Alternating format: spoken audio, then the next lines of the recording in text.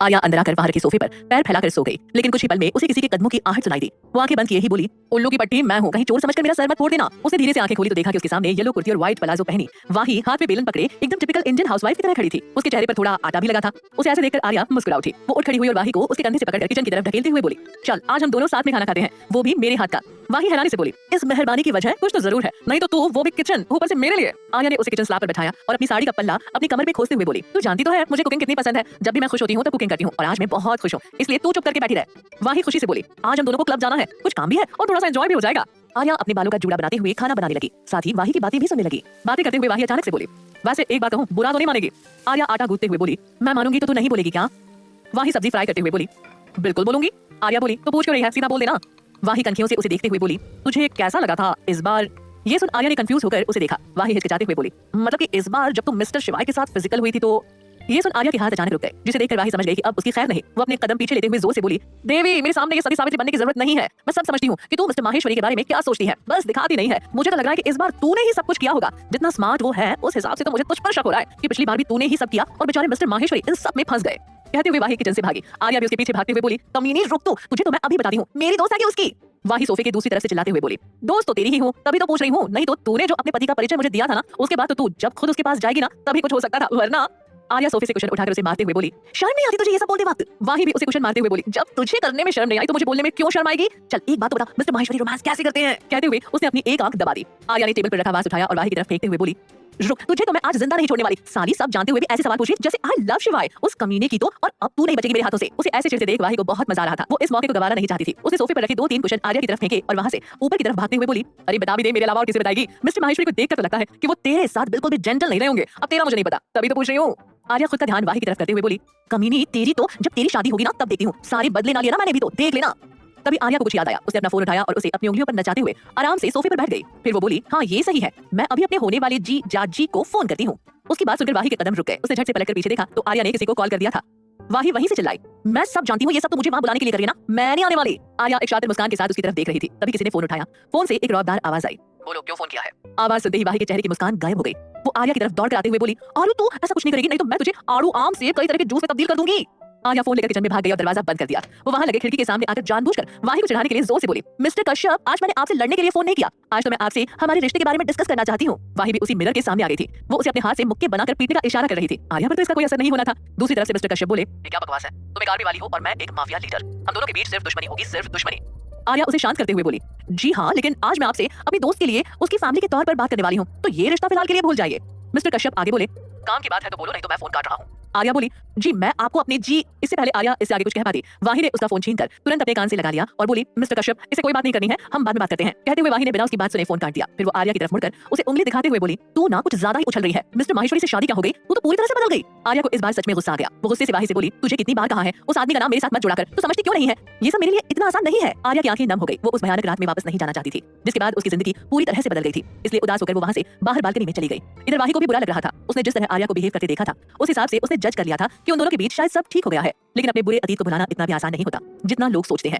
वाही balcony में आई और अपने कान पकड़कर उठक बैठक करने लगी, लेकिन आर्या ने अपना मुंह फेर लिया। पर वाही भी कम नहीं थी। वो उसके सामने जाकर फिर से उठक बैठक करने लगी। आर्या गुस्से से रोते हुए बोली, अब क्या है, क्यों आई है मेरे पास, जाकर तू भी उस शिवाय के साथ चली जा, मुझे किसी की जरूरत नहीं है, मैं खुद ही खुद के लिए काफी हूँ।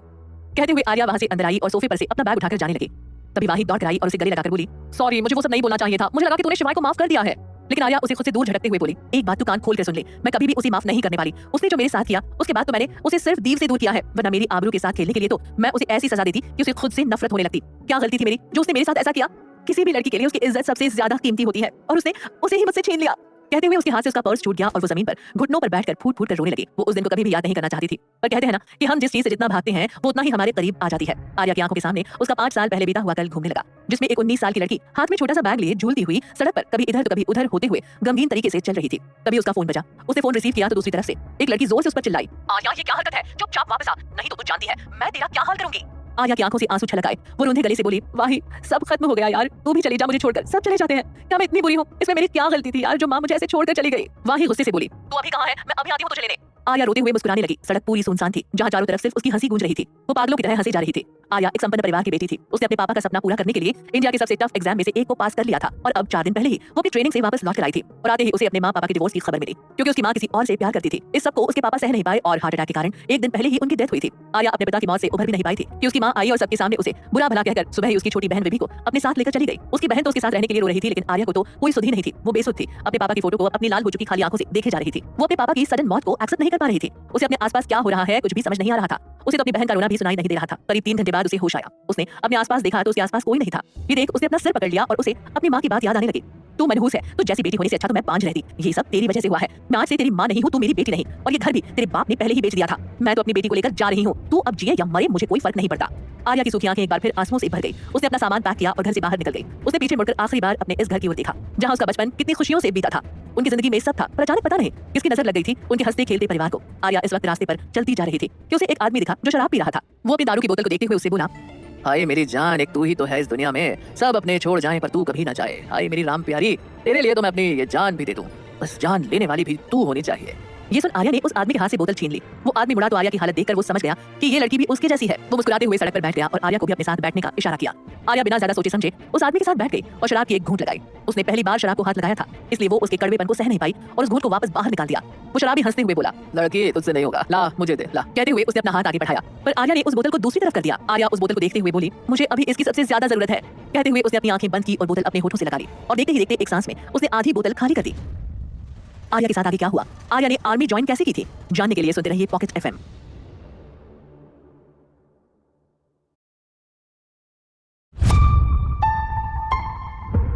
आर्या पूरी बोतल खाली करने के बाद मुस्कुराते हुए उस आदमी से बोली, देखो मैंने कर लिया और ये रखो इसके पैसे। कहते हुए उसने अपने पर्स के आधे पैसे उस आदमी के हाथ में रख दिए। वो आदमी अपनी एक बोतल के बदले इतने पैसे देकर हैरान था। उसे पकड़ वो अपना हाथ तक बंद नहीं कर पा रहा था। वो अपना हाथ आर्या की तरफ बढ़ाते हुए बोला, ये ज्यादा है।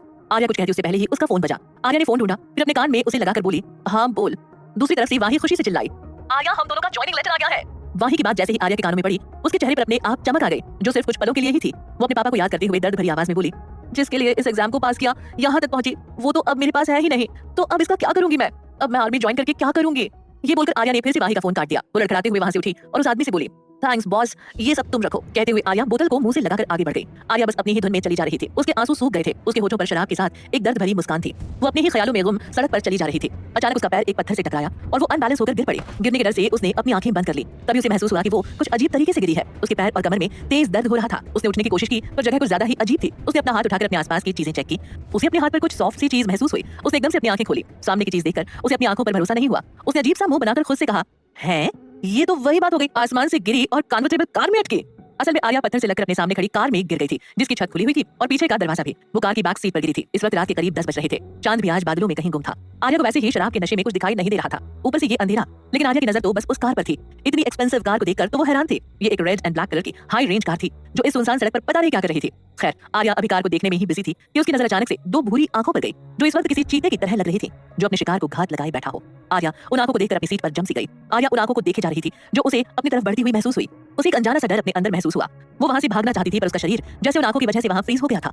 आर्या सीट की तरफ पीछे को झुकने लगी। वो आंखें भी सेम डिस्टेंस के साथ उसके और पास आती जा रही थी। आर्या का दिल एक अनहोनी के डर से बेतहाशा धड़कने लगा था। उस सन्नाटे में उसके दिल की धड़कनें साफ सुनाई दे रही थी। डर की वजह से उसकी सांसें तेज चलने लगी थी और माथे पर पसीने की बूंदें आ गई। तभी अचानक से बारिश होने लगी। बारिश की वजह से आर्या होश में आई और उसने अपने डर को छुपाते हुए वहां से भागने के लिए जैसे ही अपने शरीर को हिलाया तभी उसके बाजू को एक मजबूत हाथ ने पीछे सीट की तरफ धकेल दिया। बारिश जोर शोर से होने लगी जिससे आर्या पानी में पूरी तरह भीग गई थी। उस कार में भी अब पानी भरने लगा था, लेकिन अंधेरा होने के कारण उसे अभी भी उस शिकारी आंखों के अलावा कुछ भी दिखाई नहीं दे रहा था। आर्या हिम्मत करके बोली, कौन हो तुम? मैं गलती से इस कार में आ गई थी, सॉरी। लेकिन बारिश इतनी तेज थी कि आर्या की धीमी आवाज कहीं गुम सी हो गई। तभी अचानक बिजली चमकी। आर्या ने अपने कपड़ों को अपनी मुट्ठियों में भर लिया और कसकर आंखें बंद कर ली। उसे अभी इतना डर लग रहा था कि वो रोने लगी थी, पर बारिश की बूंदों में उसके आंसू कहीं मिल से गए थे। ये सिचुएशन उसके सामने आज पहली बार आई थी। वहीं उस लड़के की नजर तो अपने सामने सफेद सूट में बैठी उस लड़की पर थी जो अभी बला की कयामत लग रही थी। बारिश की बूंदें उसके कांपते होठों से होते हुए उसकी सुराहीदार गर्दन के रास्ते से उसके कपड़ों को भिगो रहे थे, जिससे उसकी ड्रेस उसके शरीर से चिपक गई थी। शिवाय, जिसका आज 22वां जन्मदिन था, वो अपने दोस्तों के साथ पार्टी मनाने यहाँ से 5 किलोमीटर दूर एक रिजॉर्ट में आया था। अभी उन लोगों की पार्टी पीक पर थी। सभी केक कट जाने के बाद वाइन एंजॉय करते हुए डांस कर रहे थे कि शिवाय को अचानक अपने शरीर में कुछ अजीब सा महसूस हुआ। वो जल्द ही डॉक्टर बनने वाला था, इसलिए वो समझ गया कि किसी ने उसे टारगेट किया है। वो था भी सबसे हैंडसम और हॉट, तभी तो पूरे मेडिकल कॉलेज की लड़कियां शिवाय की दीवानी थी। शिवाय भी अपने लुक्स को लेकर बहुत कॉन्शियस था और वो तो पैदाइशी अमीर था, लेकिन वो डॉक्टर बनना चाहता था, इसलिए अपने परिवार से लड़ झगड़ कर अपने सपने को पूरा करने दिल्ली आया था। शिवाय को जैसे ही पता चला कि उसने कुछ गलत खा लिया है तो वो वॉशरूम का बहाना बनाकर पार्टी से बाहर आ गया और अपनी कार स्टार्ट कर चल पड़ा। उसने गुस्से से कार के स्टीयरिंग पर हाथ मारते हुए कहा, डैम, किसकी इतनी हिम्मत हो गई कि शिवाय माहेश्वरी से उलझे। तुझे तो मैं कल बताऊंगा। जिसने भी ये काम किया है ना, वो सुबह तक यहाँ से भाग जाए, क्योंकि अगर मुझे वो मिल गया ना तो मैं उसे छोड़ूंगा नहीं। कहते हुए शिवाय ने अपने होंठ भींच लिए। उसे अपने अंदर बदलाव महसूस होने लगे। उसने कार की छत खोली, फिर अपने जूते और जैकेट उतारकर साइड वाली सीट पर फेंक दिया। उसने जब देखा कि वो एक सुनसान जगह पर आ गया है तो उसने कार रोकी, फिर आराम से आगे की दोनों सीट पर पैर फैलाकर आंखें बंद कर लेट गया। वो खुद को कंट्रोल करने की पूरी कोशिश कर रहा था। तभी उसे किसी के होने का एहसास हुआ, लेकिन उसने आंखें नहीं खोली। उसे कुछ बड़बड़ाने की आवाज आई। उसने सोचा कि कहीं कोई उसका पीछा तो नहीं कर रहा, इसलिए वो झट से दोनों सीट का सहारा लेकर उन पर अपने घुटनों के बल खड़ा हो गया। उसका एक हाथ ड्राइविंग सीट पर और दूसरा बगल वाली सीट पर था। अंधेरा होने की वजह से उसे भी अपने सामने बैठी लड़की की डरी सहमी काली आंखों के अलावा कुछ और नहीं दिख रहा था। शिवाय का दिमाग एकदम से शून्य पड़ गया जब बादलों के बीच चमकती बिजली में उसे सामने बैठी लड़की का चेहरा साफ साफ दिखाई देने लगा। उसके भीगे शरीर को देखकर शिवाय के अंदर की शांत हो रही ज्वालामुखी को जैसे फिर से चिंगारी मिल गई हो। लंबी लंबी सांसें लेते हुए वो धीरे धीरे उस लड़की की तरफ बढ़ने लगा। उससे आती खुशबू उसे उसकी तरफ बढ़ने पर मजबूर कर रही थी। वो लड़की उठने को हुई कि शिवाय ने उसे कंधे से पकड़ पीछे सीट से लगा दिया। बारिश होने की वजह से आर्या का रोना, उसका चिल्लाना सामने खड़ा शिवाय ही नहीं सुन पा रहा था तो कोई और जंगल में कैसे सुनता। आर्या ने धीरे से आंखें खोली तो उसकी आंखों के ठीक सामने वही भूरी आंखें थी जिसमें पनप रहे एहसासों को समझने में उसे देर नहीं लगी। वो अपने हाथ जोड़कर कांपते होठों से बोली, प्लीज मुझे जाने दो, मैं किसी से कुछ नहीं कहूंगी, मैं शहर छोड़कर चली। पर इसे आगे बोलने की उसमें हिम्मत नहीं रही। वो दो आंखें जिन्हें देखकर उसे अभी सबसे ज्यादा डर लग रहा था कि शायद वो इसके अंजाम से ज्यादा घबरा रही थी। आर्या कुछ ठंड से और कुछ उन दो भूरी आंखों से कांप रही थी। उसके ठंड से कांपते होठ शिवाय को और मदहोश कर रहे थे। उसने अपना हाथ बढ़ाकर उसकी गर्दन को पकड़ा और उससे रस रहे पानी को अपने होठों से छूते हुए बोला, हु आर यू। आर्या को ये आवाज बहुत ज्यादा डरावनी लग रही थी। वो बोलना चाहती थी पर उसकी आवाज जैसे खो ही गई थी। जवाब ना मिलने पर शिवाय ने उसके कांपते होठों को अपने होठों में भर लिया। आर्या के होठों को छूते ही शिवाय को एक अलग सा सुकून मिल रहा था। वो बहुत जेंटली उसे किस कर रहा था। जैसे ही उन दोनों के होठ आपस में मिले बारिश भी एकदम से रुक गई। चारों तरफ सन्नाटा था जिसमें शिवाय पूरे पैशन के साथ खुद से स्ट्रगल करते हुए लड़की को किस किया जा रहा था। तभी अचानक से वहां ठंड बढ़ने लगी। आर्या लगातार उस आदमी को खुद से दूर करने की कोशिश कर रही थी। उसके सीने को बार बार ढकेल रही थी, उस पर मुट्ठियों से वार कर रही थी, लेकिन वो शख्स टस से मस नहीं हुआ। आर्या रोने लगी, लेकिन उसकी आवाज उस आदमी ने अपने होठों के बीच दफन कर ली। शिवाय को महसूस हुआ कि आर्या की सांसें उखड़ने लगी हैं। उसने उसके होठों को छोड़ा और उससे कुछ दूर होकर उसे देखने की कोशिश करने लगा। आर्या उसके दूर होते ही बिना एक सेकंड गवाए वहां से भागने लगी, लेकिन उस लड़के ने उसे कुछ इस तरह से पकड़ा था कि आर्या चाहकर भी नहीं भाग सकती थी। वो खुद को उससे छुड़ाने की नाकाम कोशिश करते हुए गुस्से से बोली, छोड़ो मुझे, तुम जानते नहीं हो मैं कौन हूँ। अगर इससे आगे कुछ भी करने का तुमने सोचा भी तो शिवाय एक मदहोश धीमी और लड़खड़ाती आवाज में बोला। फिर उसने कार की चाबी उठाई और कार को लॉक कर दिया। आर्या कार की छत को बंद होते हुए देख रही थी। उसने अपनी पूरी ताकत लगाकर वहां से भागने की कोशिश की, पर शिवाय पहले ही उसकी नाजुक पतली कलाई को अपने मजबूत हाथों में ले चुका था। उसे ऐसा लग रहा था मानो उसने जरा और जोर से उसकी कलाई पकड़ी तो उसकी कलाई टूट जाएगी। आर्या गुस्से और डर के मारे कुछ भी समझ नहीं पा रही थी, इसलिए वो जोर जोर से चिल्लाने लगी, हेल्प, प्लीज हेल्प, कोई मेरी मदद करो, हेल्प हेल्प। ठंड के मारे वो कांप रही थी। वहीं शिवाय का तो गर्मी से बुरा हाल था। उसे आर्या की आवाज एक्साइट कर रही थी। अब उसे कंट्रोल नहीं हुआ और उसने फिर से आर्या के होठों पर अपने होठ रख दिए। आर्या अपनी उम्मीद खोती जा रही थी। वो लगातार अपने हाथ पैर चला रही थी। उसकी आंखें कार की बंद होती छत पर थी और देखते ही देखते कार की छत के साथ साथ आर्या की चीखें भी बंद हो गई। वो कार साउंड प्रूफ और बुलेट प्रूफ थी, जिससे आर्या की चीखें कहीं गुम सी हो गई। कुछ देर बाद चार लड़के शराब के नशे में धुत सड़क पर एक दूसरे के सहारे आगे बढ़ रहे थे। उनमें से एक लड़का बोला, यार लड़की तो कमाल की थी। दूसरा लड़का भी आहें भरते हुए बोला, हाँ यार थी तो कसम से अप्सरा। तभी तीसरा लड़का बोला, लेकिन गई कहाँ, आई तो यही थी, वो दूसरी वाली ने तो इसी तरफ जाने को कहा था। ये सुन पहला लड़का बोला, अबे वो देख क्या कार है बे, मैंने आज तक ऐसी कार नहीं देखी। कार को देखकर उन चारों का नशा उतर गया। वो चारों एक दूसरे को कुछ इशारा करने लगे। तभी चौथा लड़का लुढ़कते संभलते उस कार के शीशे पर अपना एक हाथ रख अंदर झांकने की कोशिश करने लगा। उसे देखकर ऐसा लगा जैसे उसने कुछ बहुत खतरनाक देखा हो, जिससे उसका मुंह खुला का खुला रह गया। उस लड़के से दूसरा लड़का बोला, ऐसा क्या देख लिया तूने जो ऐसा मुंह फाड़ रहा है। क्या देख लिया था उस लड़के ने? वो लड़के आर्या की हेल्प करेंगे या नहीं? इस हादसे की वजह से आर्या के ऊपर क्या असर पड़ा था? क्या वो कभी शिवाय को माफ कर पाएगी? होश में आकर शिवाय अपनी इस हरकत पर कैसे रिएक्ट करेगा? जानने के लिए सुनते रहिए पॉकेट एफएम।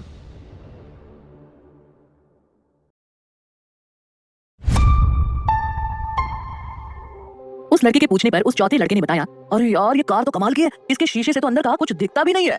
उनमें से एक आदमी कांपते हुए पर मुस्कुराकर बोला, तो गवार क्या जाने इन महंगी गाड़ियों के बारे में, हट मैं खोल कर दिखाता हूँ तुम सबको, देखते रहना। उसके सभी साथियों से ऐसे देखने लगे जैसे अभी वो यहाँ पर कोई जादू करने वाला हो। वो लड़का एक बड़े पत्थर को अपने दोनों हाथों में उठाकर लाया और ऊपर उठाकर अपने दोस्तों से बोला, देखो कितना बड़ा पत्थर है, अब देखो कैसे मैं इस कार को तोड़ता हूँ।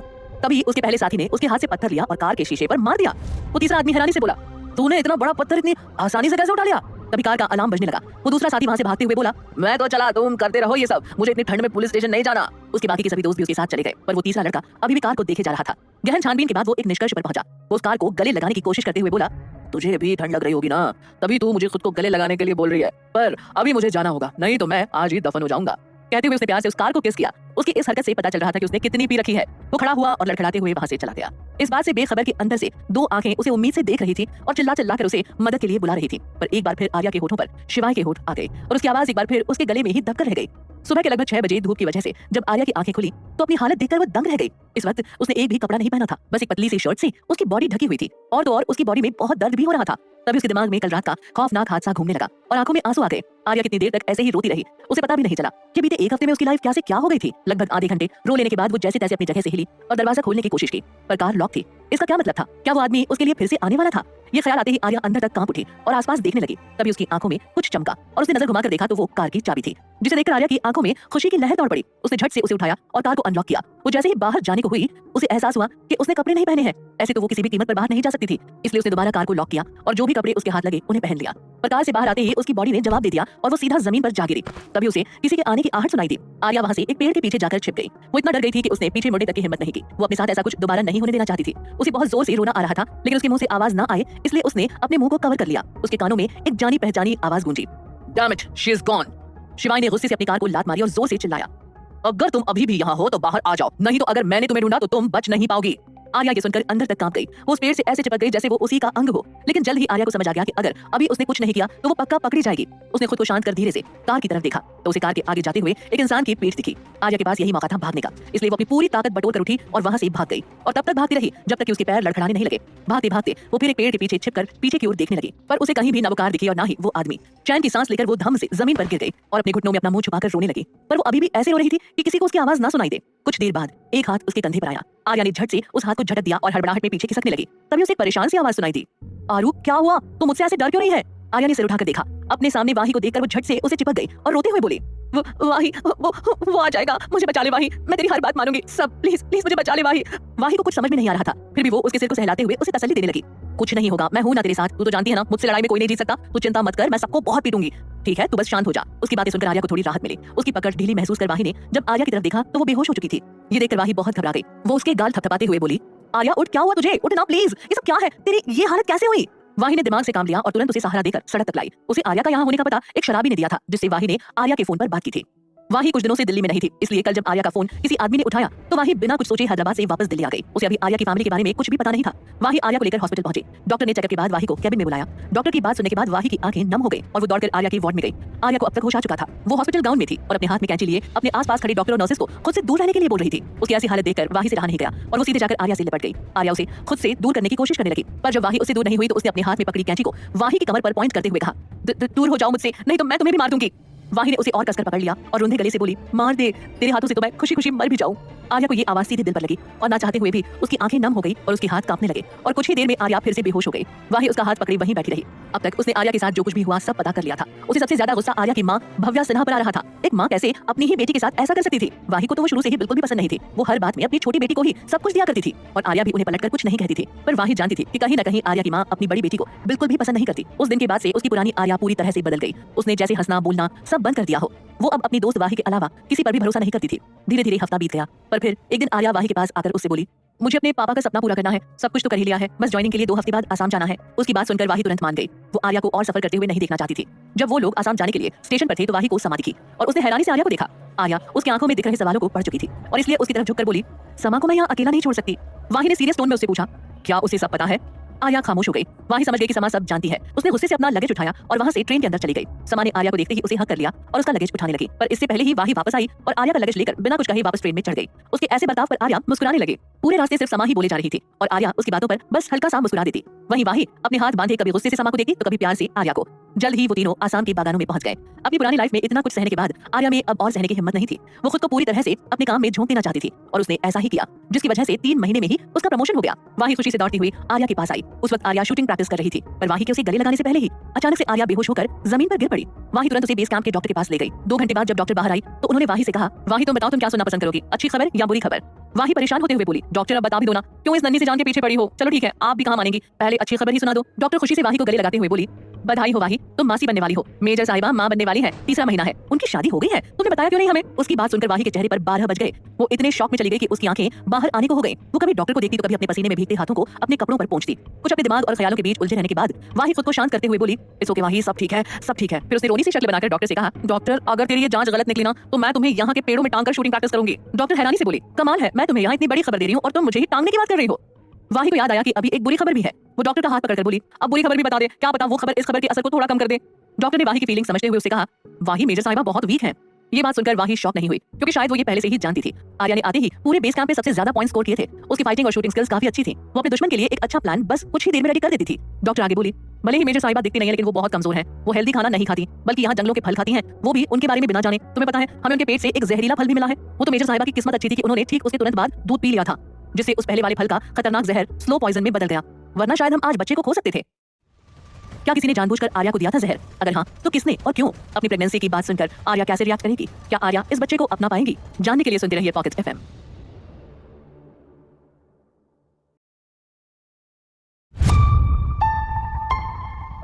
ये सब सुनकर वाही परेशान हो गई और डॉक्टर की बात ध्यान से सुनने लगी। डॉक्टर ने उसे समझाते हुए कहा, कम उम्र में मां बनना बहुत डिफिकल्ट होता है, इसलिए उन्हें देखभाल की बहुत जरूरत है। मेजर साहिबा भी अभी सिर्फ 20 साल की हैं और वो शारीरिक रूप से भी कमजोर हैं। कुछ समय पहले शायद वो बहुत स्ट्रेस में थी, जिसका असर बच्चे की ग्रोथ पर अब भी पड़ रहा है। मुझे कहना तो नहीं चाहिए, पर बच्चे को पहले ही अबॉर्ट कर देना चाहिए था, क्योंकि उनकी बॉडी ये स्ट्रेस झेल नहीं पाएगी। मैंने उनका पूरा चेकअप किया है और अब 3 महीने बाद ये पॉसिबल नहीं है, क्योंकि इससे मां और बच्चे दोनों की जान को खतरा है। इसलिए मैं तुम्हें फिलहाल के लिए मेजर साहिबा को यहाँ से ले जाने की सलाह दूंगी। हो सकता है यहाँ से दूर बाहर की दुनिया में रहकर वो रिकवर हो जाए। वही उन्हें प्रॉपर केयर की सख्त जरूरत है। उन्हें हेल्दी खाना और प्रॉपर रेस्ट लेना चाहिए। प्लीज उनका अच्छे से ख्याल रखना। कहते हुए डॉक्टर एक छोटी सी स्माइल के साथ वाही के कंधे को थपथपाकर टेंट से बाहर चली गई। आर्या 3 महीने की प्रेग्नेंट है, ये सुनकर अब भी वाही के होश उड़े हुए थे। उसको कुछ भी समझ नहीं आ रहा था कि ये सब अचानक से क्या हो रहा था। बड़ी मुश्किल से तो आर्या अपने परिवार के गम और उस भयानक हादसे से बाहर आई थी। उसने फिर से जीना शुरू किया ही था, पर अब ये बच्चा, आर्या कैसे रिएक्ट करेगी जब उसे पता चलेगा कि वो मां बनने वाली है, वो भी उस आदमी के बच्चे की जो उसे जिंदगी भर का जख्म देकर गया था। क्या आर्या उसके बच्चे को अपना पाएगी? उस आदमी की तो आर्या ने शक्ल तक नहीं देखी थी। वाही के दिमाग में ये सब चल ही रहा था कि उसकी नजर बेड पर पड़ी, जहां से आर्या उसे ही देख रही थी। इसे कब होश आया? कैसे सब सुन लिया? ऐसे ही न जाने कितने सवाल वाही के दिमाग में घूमने लगे। उसने अपनी भीगी पलकों को साफ किया और आर्या की तरफ बढ़ गई। उसके बूट की टक टक की आवाज से आर्या होश में आई और उसने सिर घुमाकर वाही को देखा। वाही को आर्या की खूबसूरत आंखें अपने अंदर आंसू समेटते हुए दिखी। वाही ने आर्या को तुरंत गले लगा लिया और उसकी पीठ सहलाने लगी। उसके गले लगाते ही आर्या की आंखों में रुके आंसू छलक आए। वो वाही को कसकर गले लगाते हुए बोली, वाही, ये सब मेरे साथ ही क्यों होता है? इसमें मेरी क्या गलती है? ये सब तो। वाही अपने इमोशंस को कंट्रोल कर आर्या का सिर सहलाते हुए बोली, सब ठीक है आरू, तूने कुछ नहीं किया, लेकिन तेरे अंदर पल रही इस नन्ही सी जान की भी क्या गलती है? वो भी तो जीना डिजर्व करती है ना, फिर भी। और वाही ने आगे कुछ नहीं कहा। वो आर्या को डराना नहीं चाहती थी। कुछ देर ऐसे ही रहने के बाद आर्या धीरे से बोली, वाही, मैं ये बच्चा रखने के लिए तैयार हूँ। वाही धीरे से उसका चेहरा अपने हाथों में भरकर प्यार से बोली, आरू, तू जो भी फैसला लेगी मैं तेरे साथ हूँ, बस तुझे अपना ख्याल रखना होगा। आर्या ने हाँ में गर्दन हिला दी। वाही उठते हुए बोली, मैं लीव एप्लीकेशन देकर आती हूँ। कुछ 5 महीने बाद एक हॉस्पिटल वार्ड के सामने समा अपने हाथों को मलते हुए इधर से उधर परेशानी में चक्कर लगा रही थी। तभी वार्ड से एक डॉक्टर दौड़कर समा के पास आकर उससे बोली, पेशेंट की हालत खराब हो रही है, हमें अभी डिलीवरी करनी होगी, आप पेपर्स पर साइन कर दीजिए। हम जरा सी भी देर नहीं कर सकते, वरना मां और बच्चे दोनों की जान जा सकती है। समा ने बिना किसी हिचकिचाहट के उन पेपर्स पर साइन कर दिया। डॉक्टर थोड़ा हैरान जरूर हुई, पर फिर ज्यादा ध्यान न देते हुए वार्ड में वापस चली गई। 2 घंटे बाद ऑपरेशन टेबल पर लेटी आर्या की सांसें अचानक से उखड़ने लगी थी। उसके चारों तरफ खड़े डॉक्टर्स उसकी बिगड़ती हालत देखकर घबरा रहे थे। तभी उनकी सीनियर डॉक्टर आर्या के बच्चे को एक नर्स को देते हुए दूसरे डॉक्टर से बोली, डॉक्टर माहेश्वरी कब तक आएंगे? अब वही कुछ कर सकते हैं। हारिया, पेशेंट का बीपी गिर रहा है, मुझे ऑपरेशन नहीं करना चाहिए था। डॉक्टर माहेश्वरी के लिए रुक ही जाना चाहिए था। उस डॉक्टर को ऐसे अपना धैर्य खोते देख उसके बगल में खड़ी जूनियर डॉक्टर ने कहा, मैम आप शांत हो जाइए, अगर इन्हें आप ऑपरेट नहीं करती तो शायद अभी हालत इससे भी बुरी होती, तो अभी खुद को दोष देने के बजाय पेशेंट पर ध्यान दीजिए। उसकी बात सुनकर डॉक्टर को अपनी गलती का एहसास हुआ और वो आर्या की पल्स चेक करने लगी। तभी एक डॉक्टर मेडिकल किट पहनकर अंदर आया, जिसे देखकर सभी शांत हो गए। वो डॉक्टर माहेश्वरी ही थे। आते ही उसने सीनियर डॉक्टर से पूछा, पेशेंट की हालत कैसी है? डॉक्टर उसे धीमी आवाज में जानकारी देने लगी। डॉक्टर माहेश्वरी बिना पल के झपकाए आर्या को ऑपरेट करने में बिजी हो गए। वार्ड के बाहर समा का अब दिमाग खराब होने लगा था। वो दीवार के सहारे खड़ी होकर लगातार बस ओटी के दरवाजे को ही घूरे जा रही थी। तभी उसे एक नर्स दिखी जो अपने हाथ में छोटा सा बेबी पकड़े बाहर आई। समा भी चुपके से उसके पीछे चली गई। समा ने देखा कि वो नर्स उस बच्चे को साफ करके एक वेंटिलेटर में रखकर हाथ धोने चली गई। समा सावधानी से अंदर आई और देखा कि उस कमरे में और भी बच्चे थे जो उसी बच्चे की तरह वेंटिलेटर में रखे गए थे। समा ने जल्दी से आर्या के बच्चे को अपनी गोद में उठा लिया। वो इतना छोटा था कि उसके दोनों हाथों में वो बच्चा पूरा फिट हो गया। उस बच्चे को देखकर पल भर के लिए समा की आंखें भी नम हो गई। तभी किसी ने पीछे से उसे आवाज दी, हेलो मैडम। समा ने पीछे देखा तो वहां एक नर्स हाथ में एक बच्चा लिए उसे ही देख रही थी। समा ने अपने जेब से एक चेक निकाला और उस नर्स की तरफ बढ़ाते हुए बोली, मुझे ये बच्चा चाहिए। नर्स उसका इरादा समझ धीरे से बोली, लेकिन ये बच्चा तो मरा हुआ है। समा मुस्कुराते हुए बोली, ये तो और भी अच्छा है, तुम इसे यहाँ रख दो और किसी को पता ना चले कि हम दोनों कभी मिले भी थे। समा उस बच्चे को जैसे तैसे छिपाकर बाहर ले आई और अपनी कार में रख दिया। तभी उसे ध्यान आया कि उसका पर्स वार्ड रूम के बाहर ही छूट गया था, इसलिए वो तुरंत मुड़कर अपना पर्स लेने वापस चली गई। उसे इतना भी ध्यान नहीं रहा कि उसने तो अपनी कार अनलॉक की ही नहीं। समा अंदर गई और अपना पर्स चेक करने लगी। उसे पर्स के अंदर कार की चाबी मिली, जिसे देखकर वो हैरान रह गई। उसने सोचा, अगर चाबी यहाँ है तो मैंने बच्चे को कार के अंदर कैसे रखा? मतलब वो कार किसी और की थी। इससे पहले कि समा वहां से जा पाती, ओटी से डॉक्टर बाहर आई और समा से बोली, कांग्रेचुलेशंस, आपकी बहन अब खतरे से बाहर है। डॉक्टर माहेश्वरी ने ठीक टाइम पर आकर सब संभाल लिया। लेकिन समा का ध्यान तो अभी उस बच्चे पर ज्यादा था जिसे वो पता नहीं किसकी कार में छोड़कर आ गई थी। तभी उसे खिड़की से वही कार हॉस्पिटल से जाती हुई दिखी। उसने घबराकर डॉक्टर को वो कार दिखाते हुए पूछा, डॉक्टर वो कार वो किसकी है? डॉक्टर को उसका सवाल सुनकर गुस्सा आ गया। यहाँ वो इस लड़की की बहन को बचाने के लिए ये सिचुएशन से गुजरी थी और ये लड़की डिस्गस्टिंग। लेकिन फिर जब डॉक्टर की नजर उस कार पर गई तो उनका गुस्सा एकदम शांत हो गया। वो बोली, वही तो है डॉक्टर शिवाय माहेश्वरी जिन्होंने आपकी दीदी की जान बचाई है। अगले दिन जब आर्या को होश आया तो उसे पता चला कि उसका बच्चा मरा हुआ पैदा हुआ था। तो वो फिर से सदमे में चली गई। हॉस्पिटल से घर आने के बाद उसने तुरंत खुद को कमरे में बंद कर लिया और 2 महीने तक उसने सूरज की एक झलक तक नहीं देखी। प्रेजेंट में आज इतने सालों बाद ये सब याद करके आर्या के आंसू रुकने का नाम ही नहीं ले रहे थे। वही जमीन पर बैठी आर्या को रोते हुए देख रही थी। उसने आर्या को गले लगाकर कहा, सॉरी आरू, मैंने वो सब बस तुझे चिढ़ाने के लिए कहा था। मुझे नहीं पता था कि तू इस तरह से बिहेव करेगी। तू कब तक डॉक्टर माहेश्वरी से यूं ही नफरत करती रहेगी? अगर इतनी ही नफरत है तो छोड़ क्यों नहीं देती उसे? उसकी बात सुनकर आर्या अपने आंसू पोंछते हुए उठी और वाही से बोली, छोड़ूंगी तो सही, लेकिन उससे पहले मैं उसे अपना हिसाब तो बराबर कर लूं। वो मेरी एक बेहद कीमती चीज लिए बैठा है, पहले उसे तो वापस ले लूं। तभी कहीं से वाही का फोन बजने लगा। वाही ने जल्दी से फोन पिक किया। दूसरी तरफ से शायद किसी ने उसे डांटा, पर वाही चुपचाप सब सुनती रही और आखिर में फोन काट दिया। वाही अपने कंधे लटकाए हुए आर्या के पास आई और उससे बोली, चल चलते हैं मिशन पर, तेरे हाथों का खाना फिर से रह गया। लेकिन फिर एक सेकंड बाद झल्लाकर अपने हाथ गुस्से से बांधते हुए वो बोली, मुझे समझ नहीं आता आखिर इन सबको मेरे खाने से क्या प्रॉब्लम है। जब भी आरू मेरे लिए खाना बनाने को कहती है, पता नहीं किस जन्म की दुश्मनी निकालनी होती है सबको मुझसे। आर्या उसकी बात पर ना चाहते हुए भी मुस्कुराने लगी, पर वाही के गाल खींचते हुए बोली, इतनी नौटंकी क्यों भाई, मैं तुझे फिर कभी खाना खिला दूंगी, ठीक है अब चल, नहीं तो वो फोन वाला आदमी फोन से निकलकर हम दोनों को वहां पहुंचा देगा। वाही वैसे ही अपने पैर पटकते हुए बाहर की तरफ बढ़ गई और फिर बोली, इस बार तूने कहा सिर्फ इसलिए ही छोड़ रही हूं उसे, नहीं तो अब तक तो मैं ही उसे कूट देती। बड़ा आया मुझे ऑर्डर देने वाला, जल्दी लोकेशन पर पहुंचो, माय फुट। वाही उस आदमी की नकल उतारते हुए बोली। आर्या मुस्कुराते हुए उसके पीछे चल दी। आधे घंटे बाद आर्या और वाही एक बड़े से क्लब के सामने खड़े थे। वाही और आर्या दोनों की पार्टी वेयर ड्रेस में कयामत लग रही थी। जहां वाही ने ब्लैक कलर की टाइट थाई लेंथ ड्रेस पहनी थी, वहीं आर्या ने golden tight thigh length dress पहनी थी। हवा में लहराते बाल दोनों को और भी खूबसूरत और हॉट बना रहे थे। जिस भी लड़के या लड़की की नजर उन दोनों पर पड़ती, एक बार मुड़कर उन्हें जरूर देखते। वाही आर्या को लेकर सीधा अपने बुक किए हुए जगह पर चली गई। वहां दो बड़े सोफे रखे हुए थे। पूरे क्लब में लाउड म्यूजिक के साथ फ्लोर पर डांस करते कुछ यंग लड़के और लड़कियां उस माहौल को खुशनुमा बना रहे थे। आर्या वहां बैठी सब कुछ ऑब्जर्व कर रही थी। तभी उसे कुछ अजीब होने का एहसास हुआ और उसने आंख बंद कर ध्यान से सोचा तो उसे अपने पिछले जन्म की यादें याद आने लगी। उसमें एक आवाज कुछ पूछ रही थी और सभी उसका जवाब दे रहे थे। उन लोगों में उसे अचानक से एक जाना पहचाना चेहरा दिखा जो समा का था। समा गुस्से से खुद को छुड़ाने की कोशिश कर रही थी। तब एक जाने पहचाने लड़के ने आकर उसकी मदद की। ये सब याद आते ही आर्या ने झट से आंखें खोली और वो खुद में बड़बड़ाते हुए बोली, समा ने कहा था कि उसे अक्ष से यही प्यार हुआ था और मेरी वजह से उसका प्यार छिन गया, लेकिन मैंने ही तो अक्ष और विभि का मेकअप करवाकर इन दोनों को मिलवाया था। अच्छा है इस बार समा मेरे साथ नहीं है। उसने ये सोचकर चैन की सांस ली ही थी कि तभी उसे होस्ट की आवाज सुनाई दी। आर्या जानती थी कि वो होस्ट आगे क्या बोलने वाला है। You all are welcome to our club star night, thank you so much guys. Anchor की इस बात पर चारों तरफ तालियां बजने लगी और वो आगे बोला, वैसे गाइस मैं यहाँ का सिंगर हूँ, मुझे अपने एक सवाल का जवाब नहीं मिल रहा था तो मैंने सोचा आप लोगों से ही पूछ लूं, तो क्या आप लोग मेरी मदद करेंगे सवाल का जवाब ढूंढने में। किस सवाल का जवाब नहीं मिल रहा था उस एंकर को? क्या मिशन था आर्या और वाही का? क्या इस बार आर्या पिछले जन्म की बात को बदल पाएगी? जानने के लिए सुनते रहिए ये कहानी सिर्फ पॉकेट एफएम पर।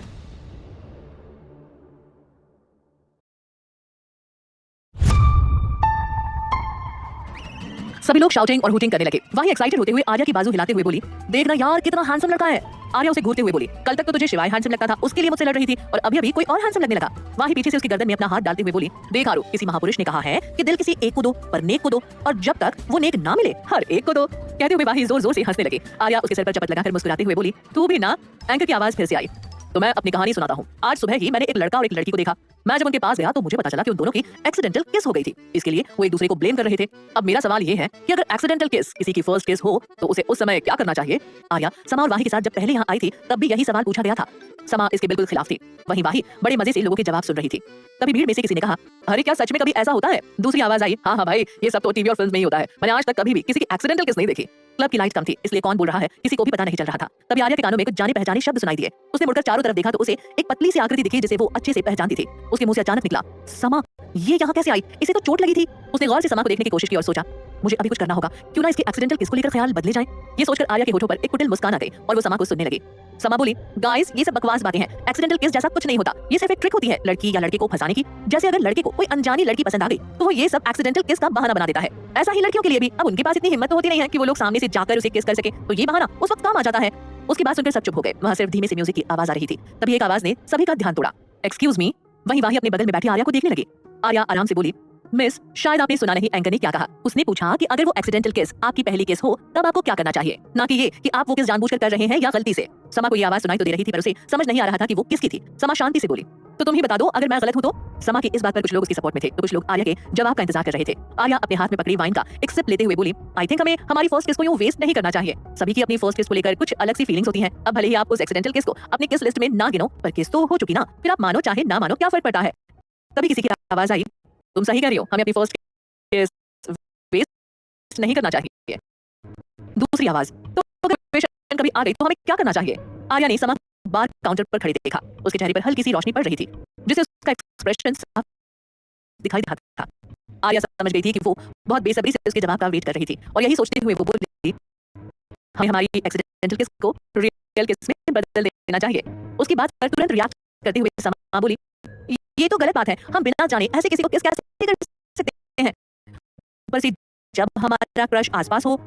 आर्या तो उसके सवाल पूछने का ही वेट कर रही थी। वो तपाक से बोली, जैसे अभी तुमने कहा कि एक्सीडेंटल केस कुछ नहीं होता, ये सिर्फ एक ट्रिक है, और तुम्हारे दूसरे सवाल का जवाब ये है कि जब तुम्हारे लिप्स किसी के लिप्स पर हैं तो तुम उसे एंजॉय करोगी या ये देखोगी कि तुम्हारा क्रश तुम्हें देख रहा है कि नहीं। सच अ डम क्वेश्चन। आर्या ये सब अपनी पिछली जिंदगी के हिसाब से कह रही थी। उसे पता था कि पिछली बार इस सवाल के बाद समा की एक अनजान आदमी से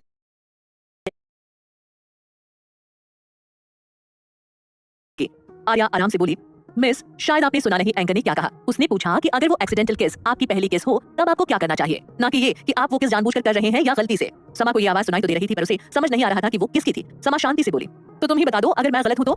समा की इस बात पर कुछ लोग उसके सपोर्ट में थे तो कुछ लोग आर्या के जवाब का इंतजार कर रहे थे। आर्या अपने हाथ में पकड़ी वाइन का एक सिप लेते हुए बोली, आई थिंक हमें हमारी फर्स्ट किस को यूं वेस्ट नहीं करना चाहिए। सभी की अपनी फर्स्ट किस को लेकर कुछ अलग सी फीलिंग्स होती हैं। अब भले ही आप उस एक्सीडेंटल किस को अपनी किस लिस्ट में ना गिनो पर किस तो हो चुकी ना, फिर आप मानो चाहे ना मानो क्या फर्क पड़ता है। तभी किसी की आवाज आई, तुम सही कह रही हो, हमें अपनी फर्स्ट किस वेस्ट नहीं करना चाहिए। दूसरी आवाज, तो अगर ये सिचुएशन कभी आ गई तो हमें क्या करना चाहिए। आर्या ने समा को बार काउंटर पर खड़े देखा। उसके चेहरे पर हल्की सी रोशनी पड़ रही थी जिससे उसका एक्सप्रेशन साफ दिखाई दे रहा था। आर्या समझ गई थी कि वो बहुत बेसब्री से उसके जवाब का वेट कर रही थी और यही सोचते हुए वो बोली, हमें हमारी एक्सीडेंटल किस को रियल किस में बदल देना चाहिए। उसकी बात पर तुरंत रिएक्ट करते हुए समा बोली, ये तो गलत बात है, हम बिना जाने ऐसे किसी को किस कैसे कर सकते हैं, ऊपर से जब हमारा क्रश आसपास हो। आर्या तो उसके सवाल पूछने का ही वेट कर रही थी। वो तपाक से बोली, जैसे अभी तुमने कहा कि एक्सीडेंटल केस कुछ नहीं होता, ये सिर्फ एक ट्रिक है। और तुम्हारे दूसरे सवाल का जवाब ये है कि जब तुम्हारे लिप्स किसी के लिप्स पर हैं तो तुम उसे एंजॉय करोगी या ये देखोगी कि तुम्हारा क्रश तुम्हें देख रहा है कि नहीं। सच अ डम क्वेश्चन। आर्या ये सब अपनी पिछली जिंदगी के हिसाब से कह रही थी। उसे पता था कि पिछली बार इस सवाल के बाद समा की एक अनजान आदमी से एक्सीडेंटल किस हुई थी। समा का वो फर्स्ट किस था जिसके बाद समा ने उसे बहुत सुनाया भी था, लेकिन जब वो लड़का और नहीं सह पाया तो उसने समा को सीधा एक थप्पड़ मार दिया था। वो लड़का उस पर हाथ उठाना नहीं चाहता था पर समा की जुबान थी ही इतनी खराब कि वो खुद को रोक नहीं पाया। लेकिन तभी समा के क्रश अक्ष ने वहां आकर उसे उस आदमी से बचाया था, जिसके बाद समा को अक्ष और भी ज्यादा पसंद आने लगा था।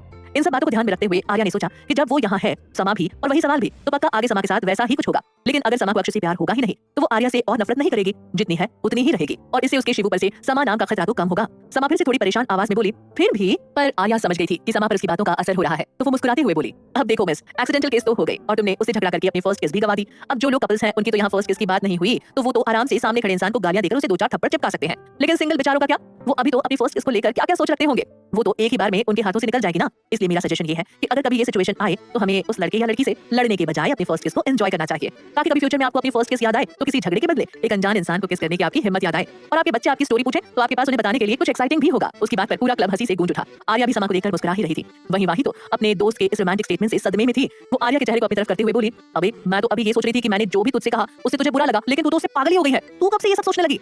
आर्या वाही को वहां से ले जाते हुए बोली, ये सब छोड़, अभी जिस काम के लिए आए हैं वो करते हैं, नहीं तो ये एंकर मुझे स्टेज पर बुला लेगा।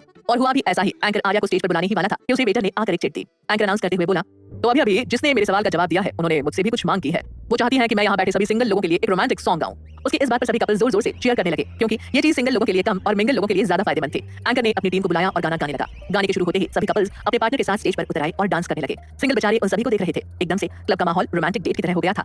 आर्या ने भी मौके का फायदा उठाकर चुपके से समा की ड्रिंक व्हाइट वाइन से बदल दी। समा ने वाइन की 2 सिप ली ही थी। एक लड़का समा को अपने साथ डांस के लिए ले गया।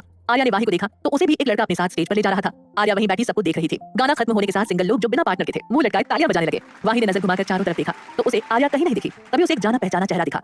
वाही पक्का करने के लिए उस इंसान की तरफ बढ़ने लगी। उस इंसान ने भी वाही को देख लिया और अपने हाथ से दूसरी तरफ इशारा किया। वाही ने उस तरफ देखा तो आर्या एक आदमी के साथ एक कमरे में जा रही थी। तभी उस आदमी ने वाही को दूसरे कमरे की तरफ इशारा किया। वाही भी अपने बाल झटकते हुए बड़ी अदा से उस कमरे की तरफ चली गई। वो आदमी अपने कान में लगे ईयरबड से बोला, इज एवरीथिंग ऑलराइट, क्या तुम लोगों को मेरी जरूरत है। तभी दूसरी तरफ दोनों की आवाज आई, नो। वो आदमी भी उठते हुए बोला, ठीक है, मुझे और भी काम है।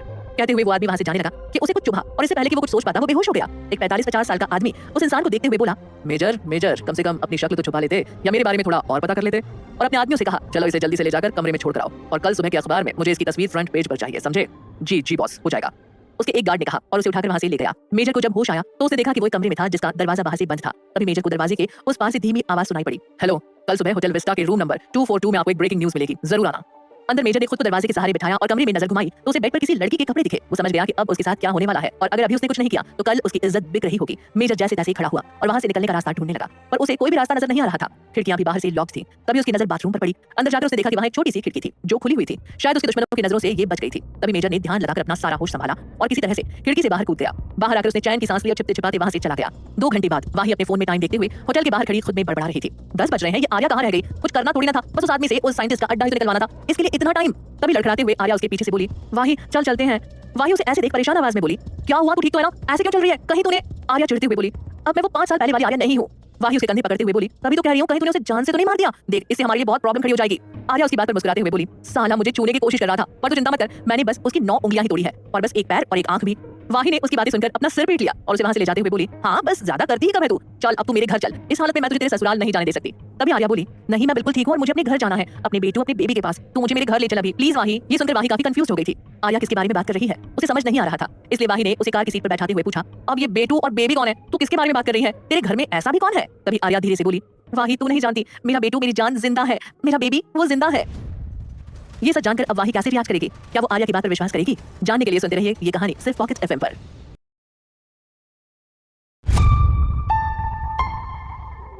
नशे की हालत में आखिर सच आर्या के मुंह से निकल ही गया था, लेकिन ठीक उसी वक्त उनके बगल से एक बाइक गड़गड़ करते हुए निकली और वाही को कुछ सुनाई नहीं दिया। अगले पल वाही ने कार स्टार्ट की और गाड़ी आगे बढ़ा दी। कुछ देर बाद वाही की कार माहेश्वरी मेंशन से कुछ दूरी पर खड़ी थी। उसने आर्या का फोन लिया और उसमें शिवाय का नंबर ढूंढने लगी। तब तक आर्या को कुछ होश आ गया था। वाही आर्या से बोली, आरू तेरे पति का नंबर बता तो कौन सा है? आर्या जोर से बोली, उस साले कमीने का नंबर मैं क्यों रखूं? वाही ने तुरंत उसका मुंह बंद कर दिया और धीरे से बोली, धीरे बोल मेरी माँ, तेरा पति कोई दूध का दूल्हा नहीं है जो तुझे छोड़ देगा। तभी कह रही थी चल हमारे घर, लेकिन नहीं, तुझे तो अपने घर ही जाना था।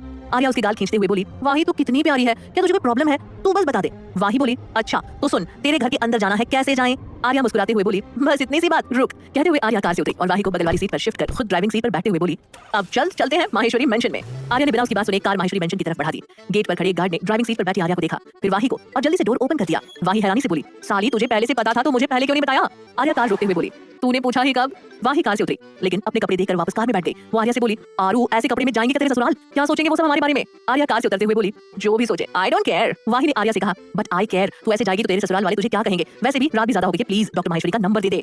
आर्या मुस्कुराते हुए बोली, वो तो मुझे और फंसा देगा, वो तो चाहता ही यही है कि मैं उससे डिवोर्स ले लूं। कब से यही कोशिश तो कर रहा है, और वही नहीं, उसका पूरा परिवार इसी कोशिश में लगा है। देखना अभी मेरी सासू माँ हॉल में पानी लेने आएंगी और लाइट्स ऑन होंगी। और तो और तुझे पता है, उस शिवाय ने विभि को गन पॉइंट पर रखकर मुझसे ना उसके हॉस्पिटल पर पड़ने वाले रेड को इलीगल तरीके से रुकवाया था, नहीं तो अभी तक तो वो जेल में होता। तभी उसने सुना ये सब इतना आसान होता तो शिवाय इतना बड़ा वर्ल्ड फेमस डॉक्टर नहीं होता। आर्या हैरानी से वाही को देखते हुए बोली, वाही यार तू लड़कों की आवाज में भी बोल सकती है, लेकिन तुझे उस कमीने की तारीफ नहीं करनी चाहिए। तभी आर्या ने वाही के हाथ को देखा जो उसके मुंह को ढक रहे थे और आंखें चमक रही थी, जैसे उसके सामने कोई भूत खड़ा हो। आर्या ने उसकी आंखों का पीछा किया तो देखा कि सामने व्हाइट ट्राउजर और ब्लू शर्ट में शिवाय अपने हाथ जेब में डाले उसे ही घूर रहा था। शिवाय को गार्ड ने फोन करके आर्या के आने की खबर दे दी थी, इसलिए शिवाय बिना टाइम वेस्ट किए आर्या से बात करने या यूं कहें उससे झगड़ा करने यहाँ नीचे आ गया था। वाही हिम्मत करके कार से उतरी और धीमी आवाज में बोली, डॉक्टर माहेश्वरी, आर्या ने ड्रग स्मोक इनहेल कर लिए हैं, इसलिए वो होश में नहीं है, हम बस जरूरी काम से गए थे। तब तक आर्या भी उसके सामने पहुंच गई थी। वो वाही का मुंह बंद करते हुए बोली, इसे क्यों बता रही है? इसे सब पता होता है, तू फिक्र मत कर, घर जा, रात हो गई है, मैं ठीक हूँ, हम कल बात करते हैं। वाही दोनों को देख रही थी तो आर्या ने उसे जबरदस्ती कार में बैठाया, फिर उससे बोली, अब जा नहीं तो तेरे घर वाले मुझे मार देंगे। पर वाही अभी भी परेशान दिख रही थी। तभी पीछे से शिवाय शांत आवाज में बोला, मिस वाही आप जा सकती हैं, आपकी दोस्त को कोई प्रॉब्लम नहीं होगी।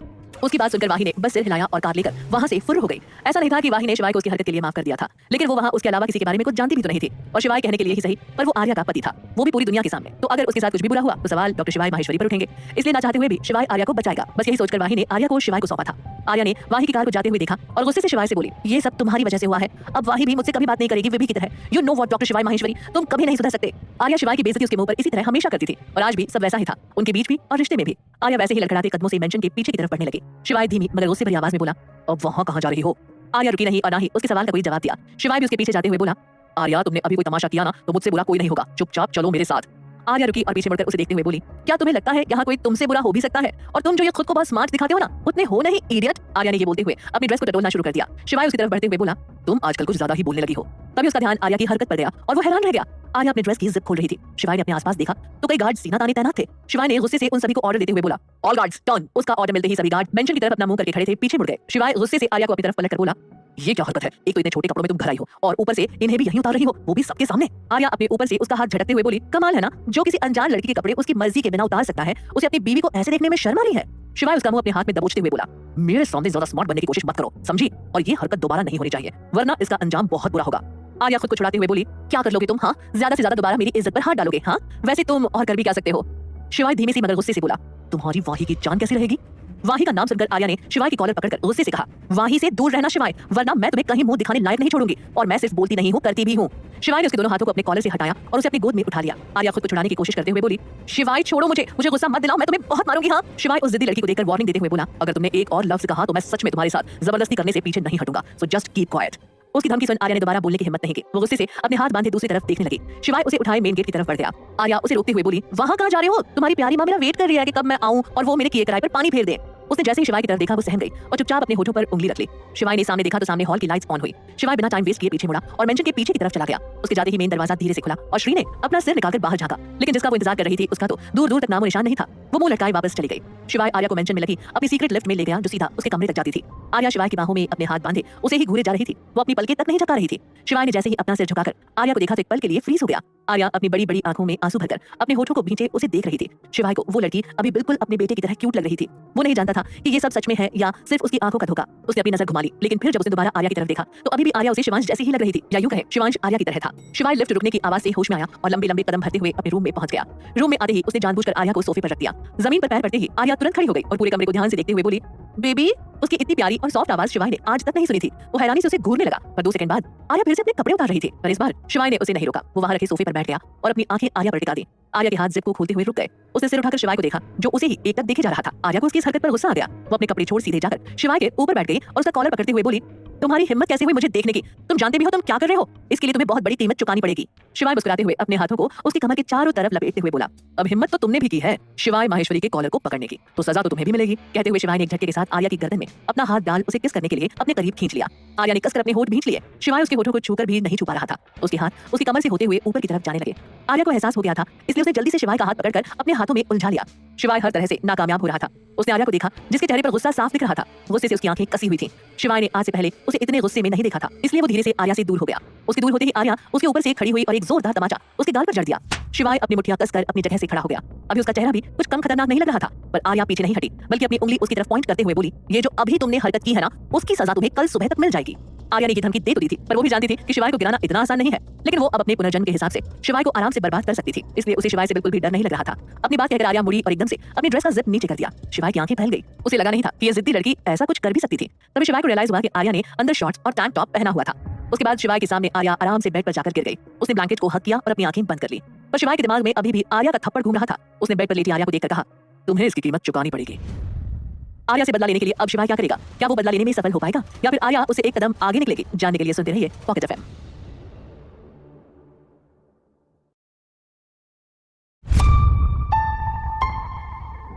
अगली सुबह जब आर्या की आंख खुली तो उसे अपने सर में तेज दर्द महसूस हुआ। वो अपना सर पकड़कर बेड पर बैठ गई। वो अपने सर को दबाते हुए बोली, यार ये ड्रग्स भी किस कमीने ने बनाई होगी, वो भी इतने तरह की, जरूरत क्या थी? कहते हुए आर्या अलसाई आंखों से बेड से उठकर वॉशरूम में चली गई। दूसरी तरफ पूरे माहेश्वरी मेंशन में अफरा तफरी मची हुई थी। अमित जी अपने पापा से परेशान होकर बोले, पापा ये सब कैसे ठीक होगा? हमारे बच्चे ने इसके लिए कितनी मेहनत की थी, वो ये सब अकेले कैसे संभालेगा? अमूल्य जी भी परेशानी से बोले, जिसने भी ये सब किया है ना, उसे हम छोड़ेंगे नहीं। श्री किचन से चाय लेकर उन सभी के सामने रखते हुए बोली, मेरा शिवाय कैसे संभालेगा ये सब? हमने तो पहले ही उसे माहेश्वरी एंटरप्राइजेस का प्रेसिडेंट बनने के लिए कहा था, लेकिन उसे ही अपना सपना पूरा करना था। अगर अभी वो प्रेसिडेंट होता तो किसी की भी उसके साथ ये करने की हिम्मत नहीं होती। अमित जी अपने बेटे की साइड लेते हुए बोले, आप भी ना श्री, हमारे बेटे को भी अपने सपने पूरे करने का हक है। उसने कोई गलती नहीं की अपना करियर चुनकर, बल्कि हमें तो गर्व है कि शिवाय ने बिना किसी सिफारिश के अपना नाम बनाया है। श्री मुंह बनाते अपने आप से बोले, हाँ तभी तो अभी तक जिंदा है, वरना कब का मैं उसे ऊपर पहुंचा चुकी होती। कुछ कहा आपने? श्री अपनी गर्दन ना में हिलाते हुए बोली, नहीं हमने कहा कुछ कहा। तभी खिड़की का कांच तोड़ते हुए एक पत्थर बाहर से सीधा आकर टेबल पर रखी चाय की प्याली में गिरा और उस प्याली की चाय सभी के कपड़ों पर छलक गई। वो तो अच्छा था कि श्री जी कामचोर थी, इसलिए उनकी चाय ठंडी थी, वरना अभी तक तो सभी दर्द से चिल्ला रहे होते। अमित जी जल्दी से अमूल्य जी से बोले, पापा आपको यहाँ और नहीं रुकना चाहिए, चलिए यहाँ से। अमूल्य जी अपने बेटे को रोकते हुए बोले, अभी नहीं अमित, पहले अपने नवाब के हाल तो जान लूं। श्री ने खिड़की के बाहर देखा तो वहाँ कई सारे लोग शिवाय के खिलाफ नारे लगा रहे थे। श्री उन लोगों को देखकर खुशी से बोले, आज तो शिवाय गया। क्या क्या कहा आपने? अमित जी बोले, कुछ नहीं। श्री अपनी सफाई देते हुए बोली। तभी कुछ गिरने की आवाज आई। सभी ने उस तरफ देखा तो वहाँ शिवाय अपना कपड़ा झाड़ रहा था। उसे देखकर श्री तुरंत आंखें नम किए उसकी तरफ बढ़ते हुए बोली, शिवाय बेटा ये सब क्या तुमने पता किया कि ये सब किसने किया? शिवाय अपनी मां को शांत करते हुए बोला, मॉम कुछ नहीं हुआ है, आप चिंता मत कीजिए, मैं सब संभाल लूंगा। अभी आप लोगों को यहाँ से जाना होगा, बाहर करण आप सभी का इंतजार कर रहा है। श्री नाटक करते हुए बोली, नहीं शिवाय हम आपको छोड़कर नहीं जाएंगे। अमित श्री के कंधे पर हाथ रखते हुए बोले, श्री आप ठीक कह रही हैं, हमें अपने बेटे को इतनी बड़ी मुश्किल में अकेला नहीं छोड़ना चाहिए। उनकी बात सुनकर श्री उन्हें घूरते हुए मन में बोली, अरे चलो ना अमित, मैं तो बस मजाक कर रही थी, तुम तो मेरी हर बात मान जाते हो। मुझे यहाँ अब नहीं रहना, मैं पक गई हूँ यहाँ रहते रहते। आज कुछ ऐसा होगा कि इस घर को शायद हम दोबारा ना देख पाए। नहीं पापा आप सभी जाइए, मैं शिवू को लेकर आता हूँ, यहाँ से जाइए। शिवाय की आवाज से श्री जी अपने ख्यालों से बाहर आए। अमित जी बेबस नजरों से शिवाय को देखने लगे। शिवाय ने अपनी पलकें झपकाकर उन्हें आश्वासन दिया। अमूल्य जी शिवाय से बोले, अगर मेरे शिवांश को कुछ भी हुआ तो मैं तुम्हें नहीं छोड़ूंगा। शिवाय मुस्कुराते हुए बोला, जी दादू आपके शिवाय और शिवांश दोनों को कुछ नहीं होगा। शिवाय अपने परिवार को मेंशन के सीक्रेट डोर से बाहर भेजकर शिवांश के रूम में गया, पर वो वहां नहीं था। शिवांश को वहां ना पाकर शिवाय को डर लगने लगा। उसे समझ नहीं आ रहा था कि वो इस वक्त जा कहां सकता था। तभी उसके कानों में शिवाय की प्यारी मगर डरी हुई आवाज आई। शिवांश बोला, मम्मा मुझे नहीं जाना, आप ऐसा मत करो ना मम्मा, प्लीज मुझे नहीं जाना, शिवू को नहीं जाना। शिवाय की मुट्ठी कस गई। वो गुस्से से उस तरफ बढ़ते हुए बोला, इस लड़की को भी चैन नहीं है ना, इतना सब करने के बाद भी मेरे बेटे को परेशान कर रही है। मेरे साथ जो किया वो काफी नहीं था क्या? इसे तो सबक सिखाना ही पड़ेगा। शिवाय आवाज का पीछा करते हुए गेस्ट रूम में पहुंच गया। उसने बिना देखे सीधा जाकर जमीन पर झुकी आर्या को किसी कागज के टुकड़े की तरह खड़ा किया और गुस्से से बोला, तुम्हें मना किया था ना शिवू को परेशान करने के लिए, अब तुम देखना कि तुम्हारे साथ क्या होता है। तुम्हें तो मैं। कहते हुए उसकी नजर सामने खिड़की पर एक पतली रस्सी पर बंधे शिवांश पर गई, जिसका चेहरा रोने की वजह से लाल हो रखा था। शिवाय ने तुरंत आर्या को छोड़ शिवांश को पकड़ लिया। वो उसके आंसू पोंछते हुए बोला, शिवू पापा आ गए हैं ना, अब आपको किसी से डरने की जरूरत नहीं है, आप चिंता मत करो, इस लड़की को इसके किए की बहुत बुरी सजा मिलेगी। शिवाय आर्या की तरफ मुड़ा, जो अपनी जगह पर वैसी की वैसी ही खड़ी थी। उसकी आंखों में इस वक्त बेहद गुस्सा था, जो उसने अब तक किसी तरह छिपा रखा था, और आर्या को देखकर वो गुस्सा वापस उसकी आंखों में उतर आया था। पर फिर शिवाय ने अपनी नजरें आर्या पर से हटा ली। वो अपने बेटे के सामने इस औरत से बात नहीं करना चाहता था। तभी उसके कानों में एक धीमी सी टू टू की आवाज आई। शिवाय को पता था कि ये आवाज किस चीज की है। उसके कान खड़े हो गए और आंखें भी हैरानी से फैल गई।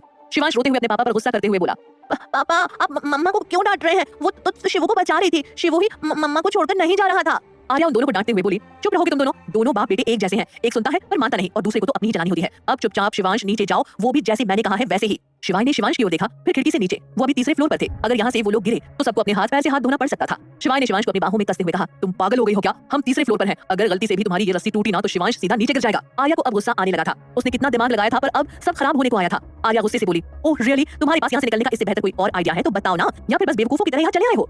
शिवाय गुस्से से बोला, ये सब तुम्हारी वजह से ही हुआ है। अगर तुम मेरे हॉस्पिटल की वो नकली वीडियोस अपलोड ना करती तो ये सब नहीं हो रहा होता। आर्या हैरानी से बोली, कौन सी वीडियोस? इसमें तुम्हारा हॉस्पिटल और तुम कहां से आ गए? हाँ मैं मानती हूँ कि मेरी गलती है, मुझे देखकर चलना चाहिए था, पर मैंने ये सब जानबूझकर नहीं किया। मुझे कोई शौक नहीं है भरी जवानी में मरने का, वो भी लैंडमाइन से फटकर। शिवांश जल्दी से बोला, मम्मा अब तो पापा ने भी बॉम्ब पर पैर रख दिया है, अब तो हम पक्का मर जाएंगे ना? शिवांश की बात सुनकर शिवाय ने हैरानी से अपने पैरों की तरफ देखा, फिर आर्या के पैरों की तरफ, फिर पूरे कमरे के मेन पॉइंट पर जमीन खोदकर बॉम्ब प्लांट किए गए थे। आर्या और शिवाय के पैर रखने से वो बॉम्ब एक्टिव हो गए थे और जैसे ही उनके पैर हटते वैसे ही बॉम्ब ब्लास्ट हो जाता। पहले जब शिवाय को वो टू टू की आवाज सुनाई दी थी तब उसने ये सोचकर उसे इग्नोर कर दिया था कि ये माहेश्वरी मेंशन है, यहाँ इतने सारे गार्ड्स के बीच इतने सारे बॉम्ब लगा पाना नामुमकिन था। आर्या इस बार शिवांश को धमकाते हुए बोली, शिवांश अगर तुम अभी कभी नीचे नहीं गए तो ये शायद हमारी आखिरी मुलाकात होगी और हम यहाँ से जिंदा निकले तो आई प्रॉमिस मेरी बात ना मानने के लिए मैं तुमसे फिर कभी जिंदगी में बात नहीं करूंगी। बात तो क्या, अपनी शक्ल तक नहीं दिखाऊंगी। उसकी बात पर शिवांश की आंखें फिर से नम हो गई। वो रोते हुए बोला, मम्मा आप ऐसा क्यों बोल रही हो? शिवू आपके साथ ही रहेगा, मैं अभी जा रहा हूँ। शिवाय परेशान होते हुए बोला, नहीं शिवू आप यहाँ से नहीं उतरोगे, अगर आप गिर गए तो। आर्या गुस्से से बोली, तुम्हारे पास इससे बेटर ऑप्शन है, पूरे घर में पता नहीं और कहां बॉम्ब बिछे हुए हैं और अब तो तुम भी बॉम्ब के ऊपर खड़े हो। शिवांश चुपचाप से शिवाय की गोद से उतर गया, फिर उसने शिवाय और आर्या को झुकने के लिए बोला तो दोनों बिना बहस के झुक गए। शिवांश अपनी उंगली से अपने गालों की तरफ पॉइंट करते हुए बोला, मम्मा पापा एक किस्सी तो दे दो अपने क्यूट से बेटे को। शिवाय और आर्या ने उसके गालों को किस किया पर शिवांश नखरे करते हुए बोला, एक बार और प्लीज। उनके पास टाइम नहीं था और वो शिवांश को फिर से मनाने का रिस्क तो बिल्कुल भी नहीं ले सकते थे, इसलिए दोनों जल्दी से उसे किस करने के लिए झुके। तभी शिवांश उन दोनों के बीच से हट गया। ये सब इतनी तेजी से हुआ कि शिवाय और आर्या को समझने का टाइम ही नहीं मिला और उन दोनों के होंठ एक दूसरे को छू गए थे। दोनों की आंखें फैल गई, वो दोनों जैसे अपनी जगह पर जम गए थे। शिवांश बोला, वैसे मैं ये करना तो नहीं चाहता था पर मैंने सोचा कि मम्मी पर थोड़ा हक पापा को भी दे ही देना चाहिए, लेकिन सिर्फ 0.01%। ओके पापा, मम्मी का बाकी सारा प्यार बस शिवू का है। शिवांश की बात सुनकर दोनों हड़बड़ाकर जल्दी से दूर हो गए। आर्या शिवांश से बोली, बेटू आराम से जाना और नीचे पहुंच जाओ तो रस्सी को खींच देना ताकि मुझे पता चल जाए कि तुम नीचे पहुंच गए हो। ये बोल उसने शिवू को खिड़की से बाहर एक रस्सी के सहारे भेज दिया। शिवाय को अभी भी अपने बेटे की चिंता हो रही थी। वो परेशान आवाज में आर्या से बोला, शिवांश अभी छोटा है, वो कैसे सेफली जा पाएगा? आर्या जानती थी कि शिवाय शिवांश को अपनी जान से ज्यादा प्यार करता है, भले ही वो नहीं जानता हो कि शिवांश उसका ही बेटा है, लेकिन फिर भी शिवाय के लिए वो उसके बेटे से भी बढ़कर था। आर्या शिवाय को समझाते हुए कॉन्फिडेंस से बोली, शायद तुम भूल रहे हो मैं एक आर्मी ऑफिसर हूँ और ऐसे काम हम करते रहते हैं। मैंने शिवांश की सेफ्टी का पूरा ध्यान रखा है, वो सेफली नीचे पहुंच जाएगा। इस बार आर्या की आवाज में शिवाय को कुछ अलग सा महसूस हुआ, जो उसे ये बताने के लिए काफी था कि वो आर्या पर भरोसा कर सकता है, लेकिन वो इस लड़की पर कैसे भरोसा कर सकता था जिसने उससे धोखे से शादी की थी। खैर अभी उसके पास और कोई चॉइस भी नहीं थी। तभी जिस रस्सी से शिवांश नीचे गया था वो हिलने लगी। आर्या ने भी तुरंत उस रस्सी को दोबारा खींचकर उसे मेंशन से दूर भागने का इशारा किया, पर शिवांश ने फिर से रस्सी खींच दी। वो अपनी मां से फिर से दूर नहीं होना चाहता था। वही श्रीजी पूरे परिवार के साथ मेंशन से कुछ दूरी पर कार में बैठी लगातार मेंशन को ही देखे जा रही थी। वो अब परेशान होने लगे। उन्होंने मेंशन को देखते हुए मन में कहा, ये शिवाय आ क्यों नहीं रहा है? अगर ये मर जाएगा तो माहेश्वरी एंटरप्राइजेस मेरे पास कैसे आएगी? वो अपनी घड़ी को देखकर सोचने लगी, बॉम्ब फटने में भी अब बस 1 ही मिनट बचा है, इसे कुछ हो गया तो मेरा सारा प्लान फेल हो जाएगा। पर मैं अब कुछ कर भी तो नहीं सकती, प्लीज बस शिवाय किसी तरह बाहर आ जाए। तभी अमूल्य जी को आर्या का ख्याल आया। वो परेशान होकर बोले, आर्या कहाँ है? उनकी इस बात पर सभी को आर्या का ख्याल आया जिसे वो सब तो भूल ही गए थे। आर्या और शिवाय की जान खतरे में थी। क्या वो बच पाएंगे? क्या शिवाय आर्या को बचाने की कोशिश करेगा? जानने के लिए सुनते रहिए ये कहानी सिर्फ पॉकेट एफएम पर।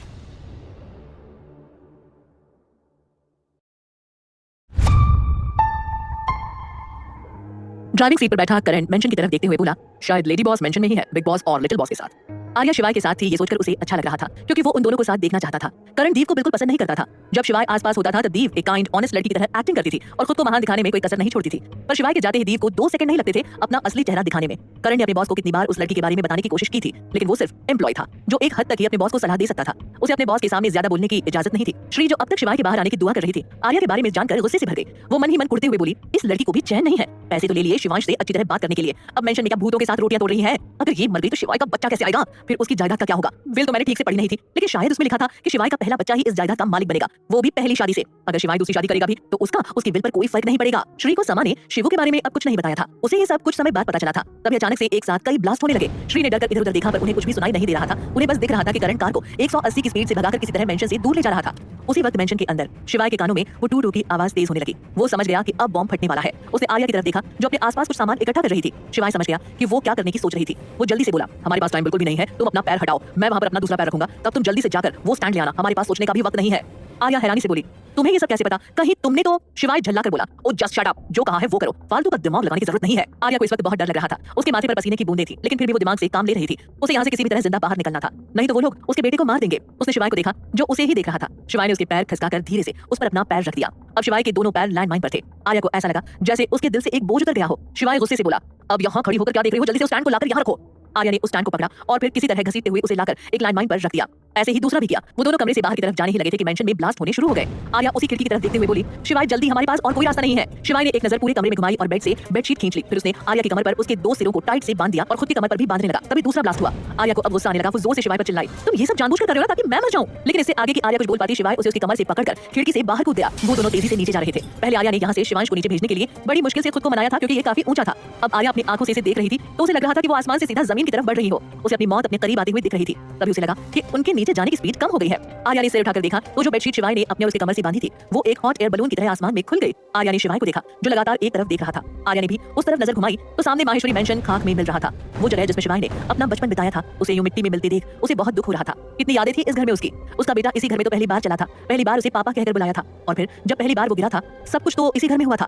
तभी आर्या को महसूस हुआ कि शिवाय की पकड़ ढीली हो रही है। अगर ऐसा हुआ तो उनके हॉट एयर बलून का बैलेंस बिगड़ जाएगा जिससे वो दोनों जमीन पर जा गिरेंगे। अपने सिर को झटकते हुए आर्या ने तुरंत अपने दोनों हाथ शिवाय के चारों तरफ लपेट लिए और उससे किसी जोंक की तरह चिपक गई। उसे डर था कि अगर उसकी पकड़ 1% भी ढीली पड़ी तो वो सीधा यमराज के पास पहुंच जाएगी। आर्या की पकड़ महसूस कर शिवाय को होश आया कि वो अभी किस सिचुएशन में है। उसने देखा कि ब्लास्ट होने की वजह से आग की चिंगारी उनकी बेडशीट पर भी आ गिरी थी जिससे उसमें आग लग गई थी। शिवाय ने जमीन की तरफ देखा। वो लोग बस कुछ ही दूरी पर थे। इससे पहले कि शिवाय कुछ समझ पाता उनका होममेड हॉट एयर बलून आसमान में धुएं की तरह उड़ गया। आर्या को भी महसूस हो गया था कि उनकी स्पीड तेज हो गई है। शिवाय ने तुरंत आर्या को पलटाकर अपने ऊपर कर लिया और वो दोनों सीधा जमीन पर जा गिरे। उनके गिरने के साथ साथ पीछे बना बड़ा सा माहेश्वरी मेंशन भी मिट्टी में मिल गया। करण ने जब देखा कि वो लोग मेंशन से दूर आ गए हैं तो उसने कार की स्पीड कम कर दी। उसे अब अपने बॉस की चिंता होने लगी। उसने परेशान होकर कहा, पता नहीं सर को भी खुद ही क्यों जाना था, मैं तो जाने वाला था। श्री जो अभी अपने फोन को चेक कर रही थी वो गुस्से से बोली, सब खत्म हो गया, मुझे पहले ही सबको मना कर देना चाहिए था।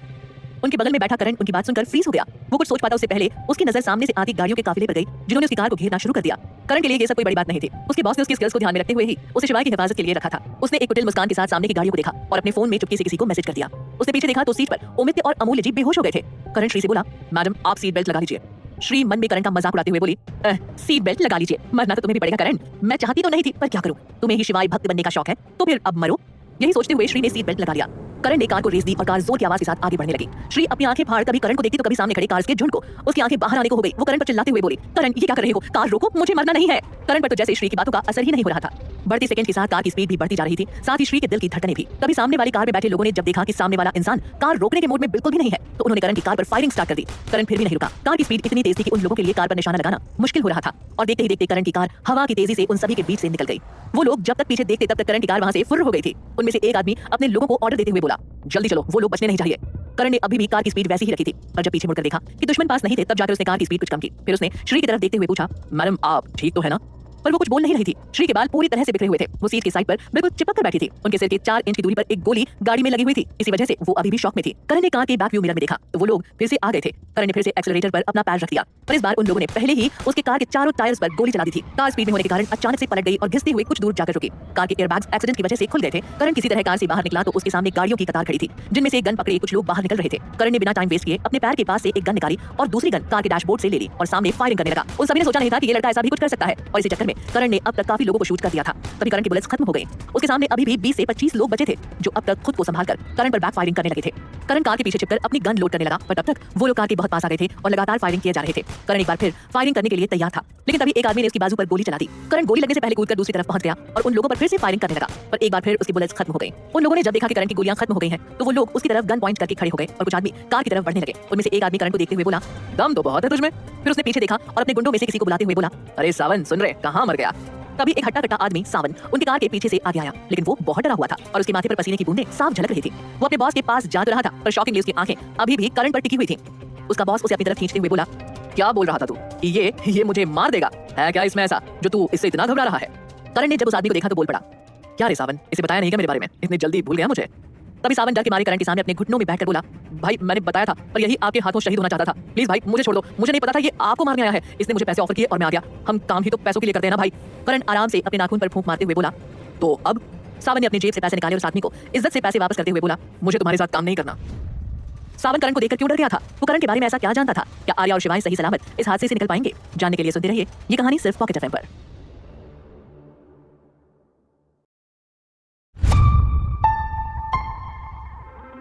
सावन पैसे वापस करते हुए बोला, मुझे तुम्हारे साथ काम नहीं करना। सावन की ये बात सुनकर उसका बॉस गुस्से से तिलमिला उठा। उसे अपनी बेइज्जती सहन नहीं हो रही थी। उसे समझ नहीं आ रहा था कि करण में ऐसा क्या है कि सावन जो कि खुद एक खतरनाक गुंडा है उसके सामने यूं कांपने लगा था। आखिर ये करण था कौन? तभी वो गुस्से से अपने बाकी आदमियों से बोला, इन दोनों पर इतनी गोलियां ठोको कि गोलियां इनकी हड्डियों तक को तोड़ दे। उसके ऑर्डर पर उन लोगों ने करण और सावन दोनों को गन पॉइंट पर ले लिया, फिर ट्रिगर पर अपनी उंगली रखकर जमीन की तरफ गोली चलाने लगे।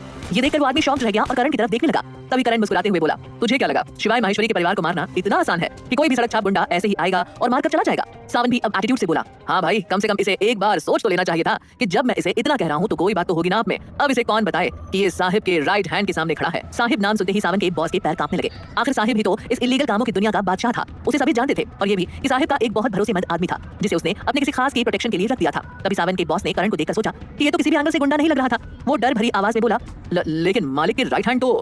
सावन अपनी कमर पर हाथ रखते हुए बोला, अबे अब आया ना लाइन पर, रुक। वो करण की तरफ मुड़कर अपने हाथ जोड़कर थोड़ा झुका और होठों पर मुस्कान सजाए बोला, भाई प्लीज अपना वही खतरनाक वाला लुक दिखाओ ना। पूरे 5 साल से आपको इस नॉर्मल गेटअप में देखकर आंखें खराब होने लगी हैं। उसकी नौटंकी देखकर करण के चेहरे पर भी मुस्कान आ गई। सावन थोड़ा पीछे होते हुए बोला, भाई आप मुस्कुराओ मत करो, मुझे पता है जब आप मुस्कुराते हो सेम साहिब की तरह लगते हो। करण उसकी इस बात पर और जोर जोर से हंसने लगा। तभी एक साथ 7 गाड़ियां आकर करण के पीछे लाइन से खड़ी हो गई। जैसा सावन ने सोचा था, उसके भाई की हंसी किसी की जान लेने का ही इशारा था। धीरे धीरे करण की आंखें गुस्से से भर गई। वो अपने पीछे खड़ी गाड़ी के बोनट पर टेक कर खड़ा हो गया। रात हो गई थी, वहां उजाले के नाम पर उन कार्स की हेडलाइट्स चमक रही थी। अब तो सावन भी डर से कांपने लगा था। वो खुद को कोसते हुए बोला, तुझे भी क्या जरूरत थी इस शैतान को जगाने की, अब तो ये बिल्कुल साहिब का सेकंड वर्जन है, बेरहम किलर। तभी एक आदमी करण के पास आकर धीमे से बोला, भाई बॉस के परिवार को सेफली हॉस्पिटल पहुंचा दिया है, अब इन लोगों का क्या करना है। उसने बचे हुए 10-12 लोगों की तरफ इशारा करते हुए कहा, जिनमें से ज्यादातर जमीन पर पड़ी दर्द से कराह रहे थे, क्योंकि उन सभी के पैरों और हाथों पर ही गोली मारी गई थी। करण कड़क आवाज में बोला, इन सभी को 7 स्टार ट्रीटमेंट मिलनी चाहिए। कहते हुए करण कार में बैठकर वहां से माहेश्वरी मेंशन के लिए निकल गया। माहेश्वरी मेंशन पूरा मिट्टी में मिल चुका था। आग की लपटें अभी भी मेंशन को घेरे हुए थी। मेंशन के पीछे साइड से किसी के रोने की आवाज आ रही थी, जिसे सुनकर बेहोश आर्या को थोड़ा थोड़ा होश आने लगा। उसने आंखें खोली तो उसे शिवांश का प्यारा सा चेहरा रोते हुए दिखा। उठकर बैठते ही उसे सारी घटना याद आ गई और उसने शिवांश को तुरंत गले लगा लिया। वो उसके सिर को माथे को बार बार चूमते हुए बोली, शिवांश तुम ठीक हो ना, रो क्यों रहे हो, तुम्हें कहीं लगी है क्या, दर्द हो रहा है क्या, बताओ मम्मा को, मम्मा सब ठीक कर देंगी। शिवांश रोते हुए बोला, मम्मी आप ठीक हो, वो इतनी देर से आपको उठा रहा था। आर्या उसे गले लगाते हुए बोली, सॉरी बेटा, मम्मी ने इतनी देर लगा दी उठने में। शिवांश बोला, मम्मी आप टीवू के जैसे क्यों बोल रही हो। आर्या भी उसी तरह बोली, क्योंकि टीवू ऐसे ही बोल रहा है, अब रोना बंद करो, अब तो मम्मी उठ गई है ना। शिवांश एक तरफ पॉइंट करते हुए बोला, मम्मी डैडी नहीं उठ रहे ना।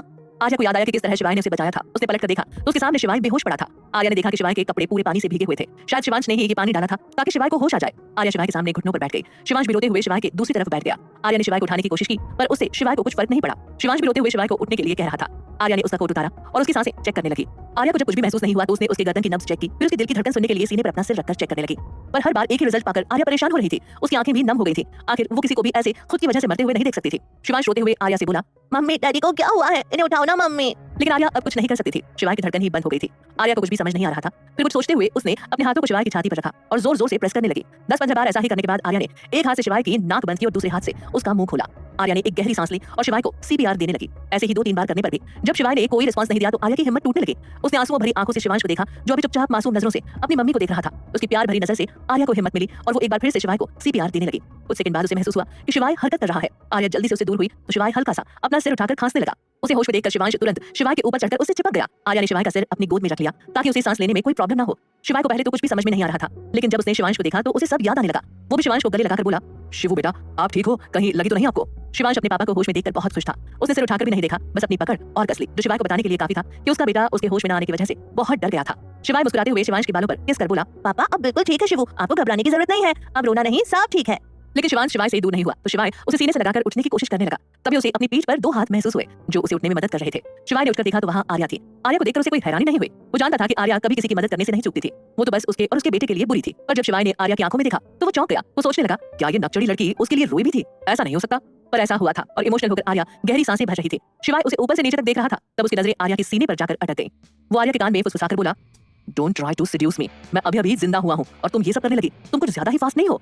आर्या ने इस अभी अभी जिंदा हुए इंसान को हैरानी से देखा जो जाते ही उसे ऐसी बातें कर रहा था। उसका चेहरा जो कुछ टाइम के लिए शिवाय के लिए नर्म पड़ा था वो फिर से गुस्से से भर गया। आर्या गुस्से से अपने दांत पीसते हुए बोली, मेरे इतने बुरे दिन भी नहीं आए हैं कि मैं तुम्हें सेड्यूस करूं, समझे? और हर बार तुम वही होते हो जो किसी और के किए की सजा मुझे देने आ जाते हो। लेकिन शिवाय पर तो जैसे उसकी बातों का कोई असर ही नहीं हो रहा था। आर्या ने उसकी तरफ देखा तो उसकी नजरें कहीं और थी। आर्या ने उसकी नजरों का पीछा किया तो उसे रियलाइज हुआ कि शिवाय की नजरें उसकी लाल शर्ट पर थी जो इस वक्त उसकी बॉडी से बिल्कुल चिपक गई थी। शायद शिवांश ने उस पर भी पानी डाला था। आर्या ने तुरंत अपने हाथों से खुद को ढक लिया। तभी शिवाय ने भी हड़बड़ाकर अपनी नजरें फेर ली और खुद से बोला, ये मेरी आंखें इस लड़की पर चिपक ही गई थी जैसे इसने कोई गोंद चिपका दिया हो। तभी उन दोनों को करण की आवाज आई जो उन्हें ही बुला रहा था। आर्या ने शिवाय का कोट पहन लिया जो उसने उतारा था और आगे जाने लगी। तभी उसे शिवाय की आवाज सुनाई थी, कहां जा रही हो? मैं ठीक से चल भी नहीं पा रहा हूं, तुम्हें नहीं लगता तुम्हारी जान बचाने के लिए तुम्हें मेरी मदद करनी चाहिए? आर्या के कदम रुक गए। वो बिना ज्यादा सोचे वापस आई और शिवांश को उसकी गोद से लेते हुए बोली, शिवांश को मैं पकड़ती हूं, कहीं ऐसा ना हो कि अपनी इस टूटी फूटी हालत में तुम इस बच्चे को नीचे गिरा दो। पर शिवांश ने शिवाय को नहीं छोड़ा। वो धीरे से बोला, मम्मी प्लीज टीवू को डैडा के पास रहने दो। शिवाय अपने बेटे की टोन सुनकर समझ गया कि वो डर गया है। उसने शिवांश को अच्छे से पकड़ते हुए कहा, शिवू अब सब ठीक है, आपको डरने की कोई जरूरत नहीं है, ओके? दादा सब ठीक कर देंगे। आर्या ने जब अपने बेटे का शिवाय से लगाव देखा तो उसे शिवाय को बचाने के अपने डिसीजन पर गर्व महसूस हुआ। अगर अभी शिवाय ना होता तो वो शिवांश को कैसे संभालती? वो आगे बढ़ शिवाय को उसकी बाजू से पकड़कर उसकी मदद करने लगी। शिवाय फिर से शॉक्ड रह गया। इस औरत ने खुद से उसे छुआ था, वो भी बिना कोई जबरदस्ती के। तभी उसके कानों में आर्या की धीमी सी आवाज सुनाई दी, तुम्हारे बेटे के लिए कर रही हूँ, अपने दिमाग के घोड़े दौड़ाना बंद करो। अब तक करण भी वहां पहुंच गया था। उसने जब शिवाय को सही सलामत देखा तो उसकी सांस में सांस आई। वो बोला, बॉस आप ठीक तो है ना? उसे देखकर आर्या जल्दी से बोली, अच्छा हुआ करण जो तुम आ गए, प्लीज शिवाय को पकड़ो, ये बहुत भारी है, कहीं मैं मर ना जाऊं। करण ने आगे बढ़कर शिवाय को खुद के सहारे खड़ा किया। वो जानता था कि उसके इस एक्शन से उसके बॉस उस पर बहुत गुस्सा करेंगे, लेकिन वो अपनी लेडी बॉस को भी मरते नहीं देख सकता था। आजाद होते ही आर्या ने खुद के लड़खड़ाते कदमों को संभालते हुए शिवांश से कहा, शिवू आपके दादा की तबीयत थोड़ी खराब है, अभी आप मेरे पास आ जाओ, फिर दादा के पास चले जाना। शिवांश ने हल्के से अपना सिर घुमाकर देखा और आर्या के पास चला गया। वाही अपने घर में पॉपकॉर्न खाते हुए हॉरर मूवी देख रही थी। तभी उसका रिमोट नीचे गिरा, जिससे चैनल चेंज हो गया। वाही ने चिढ़ते हुए रिमोट उठाया और उसे डांटते हुए बोली, अबे यार कितना अच्छा सीन चल रहा था, तुझे भी अभी गिरना था। उसने सिर घुमाकर सामने टीवी पर देखा तो उस पर आ रही न्यूज़ को देखकर उसके हाथ रुक गए। सामने माहेश्वरी मेंशन और हेल्थ केयर हॉस्पिटल के बारे में खबर आ रही थी। एंकर बोला, देखिए किस तरह से हो रही थी हेल्थ केयर हॉस्पिटल में लीवर और हार्ट की तस्करी। सूत्रों की माने तो इस सब की जानकारी हॉस्पिटल के चेयरमैन डॉक्टर शिवाय माहेश्वरी को अच्छे से थी। इस बात का हमारे पास सबूत भी है कि डॉक्टर शिवाय माहेश्वरी, जो पूरे भारत में ही नहीं बल्कि पूरे एशिया के बेस्ट डॉक्टर हैं, वो कैसे अपने घिनौने काम को अपनी अच्छाई के पीछे छिपाने की कोशिश कर रहे हैं। तभी बीच में दूसरा वीडियो प्ले होने लगा जिसमें माहेश्वरी मेंशन पूरी तरह से जल रहा था। इस वीडियो को देखते ही वाही के हाथ से पॉपकॉर्न का बोल गिर गया और वो तुरंत खड़ी हो गई। शिवाय के हॉस्पिटल के बारे में ये फेक न्यूज़ किसने फैलाई थी? क्या शिवाय को इसके बारे में पता चल पाएगा? जानने के लिए सुनते रहिए ये कहानी पॉकेट एफएम पर।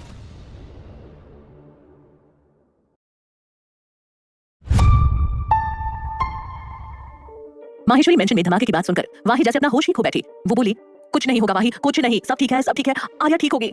वो आर्या का नंबर डायल करने लगी। उस वक्त उसके हाथ कांप रहे थे पर आर्या का फोन बंद आ रहा था। वाही हड़बड़ाई सी फोन पकड़कर घर से बाहर निकल गई। उसके दिमाग में बहुत सारे सवाल चल रहे थे। वो बड़बड़ाई, पर ये सब किया किसने होगा? जिसने भी किया है मेरी आरू को बदनाम करने के लिए ही किया है, क्योंकि इस सब का पहला शक तो सीधा मेरी आरू पर ही जाएगा ना। समा, उस कमीनी के अलावा ये और कर भी कौन सकता है? आर्या तो उसे कुछ कहेगी नहीं, मुझे ही कुछ करना होगा, नहीं तो ये समा तो फिर से सब बिगाड़ देगी। ये बोल वाही ने किसी को फोन लगा दिया। 3-4 बार रिंग जाने के बाद दूसरी तरफ से बहुत ही पोलाइट आवाज में किसी ने कहा, जी मालकिन।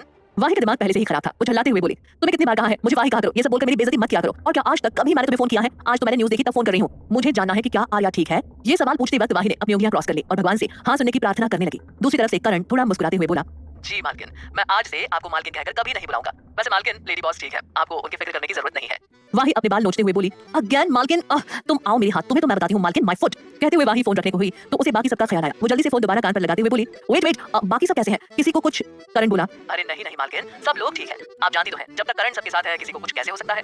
करण अपनी बढ़ाई करते हुए बोला। वाही फिर से झल्ला उठी, लेकिन इस बार वो भी मुस्कुराते हुए बोली, हाँ सब पता है मुझे, तुम्हारे बारे में भी और मिस्टर माहेश्वरी के बारे में भी। तो उनकी वाहवाही का श्रेय तुम खुद को देना तो बंद ही कर दो, समझे? कहते हुए वाही ने फोन कट कर दिया। फिर अपनी जेब से अपने बाइक की चाबी निकालते हुए बोली, चलो जरा अब इस समा को धरती में समा कराते हैं। वाही ने अपनी स्पोर्ट्स बाइक निकाली जो शायद उसके घर से भी महंगी थी। कुछ देर में वाही एक शानदार पुराने जमाने के राजघराने जैसे दिखने वाले घर के सामने खड़ी थी। ये शहर से थोड़ा दूर था, इसलिए उसे यहाँ आने में टाइम लग गया। वो गुस्से से घर के अंदर चली गई। सामने ही बड़े से सोफे पर समा अपना सिर घुमाए सो रही थी। वाही उसके सामने जाकर खड़ी हो गई और गुस्से से बोली, समा ये क्या हरकत है? मुझे पता है माहेश्वरी मेंशन में तुम्ही ने वो बॉम्ब प्लांट किए थे, पिछली बार तो तुम्हें छोड़ दिया था, पर अब और नहीं। मुझे लगता है आर्या को सब पता चल ही जाना चाहिए। समा ने हल्के से सिर घुमाकर देखा और उसे सामने वाही दिखी। उसे पता था कि वाही आर्या के लिए कभी बुरा नहीं सोचती थी। उससे रहा नहीं गया और वो वाही की कमर से लिपटकर रोने लगी। उसका ऐसा रिएक्शन देखकर वाही तो सदमे में चली गई। वो उसे खुद से दूर कर बोली, ये सब नाटक ना अपनी बहन के सामने करना, मुझ पर इसका कोई असर नहीं होने वाला, समझी? दूसरी तरफ करण ने कार एक सुनसान इलाके में रोकी। उसने नजर घुमाकर पीछे देखा तो सभी लोग सो रहे थे या शायद बेहोश थे। करण ने अपना फोन निकाला और किसी को कॉल कर दिया। कुछ देर बाद फोन से एक गहरी आवाज आई, सब ठीक रहा? करण बोला, बॉस सब ठीक रहा, पर करण को हिचकिचाते देख दूसरी तरफ की आवाज गंभीर हो गई। वो बोला, तुम्हें जिस काम के लिए रखा है चुपचाप वो करो। करण एक गहरी सांस लेकर बोला, बॉस मैंने दीव को बॉम्ब प्लांट हुए देखा था। जब मैं माहेश्वरी परिवार को वहां से लेकर जा रहा था तब मैंने देखा कि दीव सबसे छुपकर सीढ़ी के नीचे खड़ी थी और उसके हाथ में लॉक्ड लैंडमाइन था। दूसरी तरफ से वो आदमी बोला, तो इतनी सी बात बताने में तुम इतना हिचकिचा क्यों रहे हो? करण बोला, वो जब मैं खिड़की के बाहर ओल्ड बॉस को नीचे उतरने में हेल्प कर रहा था तो मैंने दीव मैडम को वही लैंडमाइन उठाकर मेंशन की फ्लोरिंग में छुपाते हुए देखा। करण की बात सुनने के बाद कुछ देर के लिए वहां शांति पसर गई। फिर कुछ देर बाद बिना कुछ कहे फोन कट गया। अगली सुबह शिवाय की आंख धूप की वजह से खुली। वो कसमसाते हुए दूसरी तरफ पलटा और सोने ही वाला था तभी उसकी नाक किसी सॉफ्ट चीज से टकराई और उसकी नाक में एक प्यारी सी खुशबू घुलने लगी। उसे सुनते ही शिवाय के होठों पर भी एक मासूम सी मुस्कान तैर गई और उसके दिमाग ने काम करना शुरू किया। शिवाय को वो हादसा याद आने लगा। उसने झट से आंखें खोलकर देखा तो सामने कुछ अजीब सी चीज थी। वो थोड़ा पीछे हुआ तो सामने की चीजें क्लियर होने लगी और वो चौंक गया। उसने देखा कि वो आर्या के गर्दन में अपना मुंह छिपाए सो रहा था। उसने उसे बिल्कुल वैसे ही पकड़ा हुआ था जैसे वो अपने बेटे शिवांश को पकड़ता था और उसका बेटा आर्या की दूसरी तरफ सो रहा था। शिवाय ने धीरे से अपना हाथ शिवांश के हाथों के ऊपर से उठाया और आर्या के ऊपर से अपना पैर भी धीरे से हटाया और उठकर जा ही रहा था कि अचानक से उसका बैलेंस बिगड़ गया और वो आर्या और शिवांश के ऊपर गिरने ही वाला था कि उसने अपने दोनों हाथों के सहारे खुद को संभाल लिया। उसने धीरे से अपनी एक आंख खोली। वो आर्या के ऊपर गिरने से बच गया है। ये सोचकर उसने चैन की सांस ली पर उसकी तेज चल रही सांसों को महसूस कर आर्या अंगड़ाई लेने लगी। ये देख शिवाय अपनी जगह पर जम गया था। तभी आर्या की आंखें धीरे धीरे खुली और अचानक ही बड़ी हो गई। शिवाय को आर्या की शक्ल देखकर पता चल गया था कि वो अब अपनी पूरी ताकत से चिल्लाने वाली है। इससे पहले आर्या कुछ बोल पाती शिवाय ने हड़बड़ाहट में उसके होठों को अपने होठों की गिरफ्त में ले लिया। आर्या की आंखें और फैल गई। उसने अपने हाथ हिलाने चाहे तो शिवाय के हाथ पहले ही आर्या की कलाई को अपने कब्जे में ले चुके थे। आर्या की आंखें गुस्से से भर गई। शिवाय की आंखें भी उसके गुस्से से लाल आंखों पर ही थी। शिवाय भी उसे आंखों से शिवांश की तरफ इशारा करने लगा। पहले तो आर्या की आंखें उस पर ही थी लेकिन फिर आर्या ने कुछ सोचकर आंखें घुमाकर देखा जहां शिवांश मासूमियत से उससे चिपककर सो रहा था। उसे देखकर उसकी आंखों का गुस्सा पल में गायब हो गया। शिवाय ने जब उसकी आंखों का गुस्सा कम होते देखा तो वो धीरे से पीछे होकर बोला, तुम्हें चिल्लाने के अलावा कुछ आता भी है? शिवाय की आवाज सुनकर आर्या ने गुस्से से उसकी तरफ देखा तो उसके कान में धीरे से बोला, ये गुस्सा ना अपने पास रखो, समझी? किस बात का गुस्सा है तुम्हें? मैंने तुम्हें किस किया इस बात का? पर शायद तुम भूल रही हो कि तुम पहले भी 2 बार मेरे करीब आ चुकी हो। एक बार की कीमत तो तुम्हें मिल चुकी है और दूसरी बार की भी जल्द ही मिल जाएगी। बस अब खुश? तुम जैसी लड़कियों की वजह से लड़के बदनाम होते हैं। ये कहते हुए शिवाय उठा और कमरे से बाहर चला गया। आर्या अभी समझने की कोशिश कर रही थी कि अभी ये आदमी क्या कर गया है, और जैसे ही उसे समझ आया वो गुस्से से भर गई। उसने धीरे से शिवांश को अपने ऊपर से हटाया और खुद भी शिवाय के पीछे चली गई। बालकनी में शिवाय सिगरेट केक कश ले रहा था। तभी आर्या उसके सामने जाकर खड़ी हो गई। शिवाय ने उसे पूरी तरह से इग्नोर कर दिया, पर आर्या उसे अपनी तरफ कर बोली, तुमने अभी कहा कि एक बार की कीमत तुम्हें मिल चुकी है, इसका क्या मतलब है? शिवाय ने अपनी सिगरेट जमीन पर फेंक दी और हाथ बांधकर पीछे दीवार से टेक लगाकर उसे ऊपर से नीचे तक देखने लगा। आर्या उसके घूरने से इरिटेट हो रही थी। वो बोली, कुछ बोलोगे भी? शिवाय आराम से बोला, मेरे सामने ये सब नाटक करने की कोई जरूरत नहीं है, मुझे सब पता है। आर्या की भौहें तन गई। वो उसकी तरफ पॉइंट करते हुए बोली, तुम सब जानते हो? आर्या को लग रहा था कि शिवाय जानता है कि शिवांश उसका ही बेटा है। शिवाय अपनी जेब में हाथ डालते हुए बोला, बिल्कुल मुझे सब पता है कि कैसे 5 साल पहले जब मैं तुम्हें ढूंढने वापस आया था तो तब तुम वहां से जानबूझकर भाग गई थी, क्योंकि तुम्हें लगा कि उस वक्त तुम मुझसे ज्यादा पैसे नहीं ऐंठ पाओगी। क्यों, सही कहा ना मैंने? इस बार शिवाय की आवाज में गुस्सा, नफरत और घिन सब दिखाई दे रही थी। आर्या को ये सुनकर कुछ ठीक लगा, लेकिन उसे समझ नहीं आया कि शिवाय कहना क्या चाहता था। वो एक कदम आगे बढ़ी और शिवाय की आंखों में आंखें डालकर बोली, जो कहना है साफ साफ कहो। शिवाय को आर्या का ये घमंड पसंद नहीं आया। उसने उसे कंधे से पकड़ते हुए अपने चेहरे के बराबर लाकर गुस्से से कहा, क्यों, तुम्हें अभी भी याद नहीं आया जब तुम्हें दीव ने ये सब भूल जाने के लिए 50 लाख रुपए दिए थे? तुम्हें पता है जब तुम मुझे वहां नहीं मिली तो मुझे कैसा लगा था? मन कर रहा था गोली मार दूं खुद को, कितने गिल्ट में था मैं, तुम्हें अंदाजा भी नहीं है इसका। मैंने एक लड़की की जिंदगी बर्बाद कर दी ये सोच सोचकर मैं मरा जा रहा था। तुम्हारे जाने के बाद भी मैं तुम्हें ढूंढने निकला था, पर तुम मुझे नहीं मिली। फिर एक दिन दीव मेरे पास आकर बोली कि उसे सब पता चल गया है, उसने तुम्हें ढूंढ भी लिया है और तुमने उसे 50 लाख रुपए मांगे हैं ये सब भूल जाने के लिए। शायद वो रुपए खत्म हो गए होंगे, इसलिए तुम अब ये सब नाटक कर रही हो, है ना? बताओ कितने पैसे और चाहिए तुम्हें? शिवाय ने आर्या को छोड़ा और अपनी जेब में कुछ ढूंढने लगा। वहीं आर्या ये सब सुनकर शॉक्ड खड़ी थी। ये बात उसे अपने पिछले जन्म में भी पता नहीं थी, आज ही पता चली। पर फिर आर्या के होठों पर कुछ सोचते हुए मुस्कान आ गई। उसे मुस्कुराते देख शिवाय का गुस्सा और बढ़ गया। वो गुस्से से बोला, अब तुम्हें हंसी आ रही है? आर्या को किसी की बात सुनना पसंद नहीं था, और अगर वो गलत नहीं हो तो उसे एक्सप्लेन करना तो बिल्कुल भी पसंद नहीं है। भले ही शिवाय ने अपनी बात कही हो, पर आर्या के अपने सवाल थे। वो गुस्से से बीच में बोली, तो तुम ये कहना चाहते हो कि तुमने मुझे उस हादसे के 50 लाख रुपए दिए हैं, एम आई राइट? शिवाय बोला, तो इतनी देर से मैं क्या फारसी में गाना गा रहा था? आर्या मुस्कुराते हुए बोली, और तुम्हें लगता है 50 लाख काफी है एक लड़की की इजाजत के बिना उसे छूने के लिए? चलो एक बार के लिए माना कि तुम्हें ड्रग्स दिए गए थे, पर इसमें मेरी क्या गलती थी? सो जाते ना किसी और के साथ उस पार्टी में, वहां तो कई लड़कियां होंगी जो तुम्हारे लायक होंगी, स्टेटस की होंगी, मेरे जैसी पैसों के पीछे पागल नहीं होंगी। किसने कहा था तुम्हें उस जंगल में जाने के लिए? अपने घर नहीं जा सकते थे? पता भी है तुम्हें उसके बाद या तब मेरे साथ क्या हो रहा था? नहीं ना, दीव ने कह दिया और तुमने मान लिया। डॉक्टर शिवाय माहेश्वरी, तुम आखिर यहाँ तक पहुंचे कैसे? तुम्हारे पास तो अक्ल नाम की कोई चीज है ही नहीं। पता नहीं कैसे तुम डॉक्टर बन गए। अपनी भड़ास निकालने के बाद आर्या दंदनाती हुई वापस कमरे में चली गई और वो गुस्से से अपने पैर पटकते हुए खुद से बोली, इन सबको मेरी ही लाइफ में फेंकना जरूरी था भगवान जी। पता नहीं इस बेवकूफ शिवाय ने किसे 50 लाख का चेक दिया होगा। शिवाय का वो 50 लाख का चेक सच में किसके पास गया था? क्या आर्या सच का पता लगा पाएगी? समा की ऐसी कौन सी सच्चाई थी जो वाहिद जानती थी? जानने के लिए सुनते रहिए ये कहानी पॉकेट FM पर।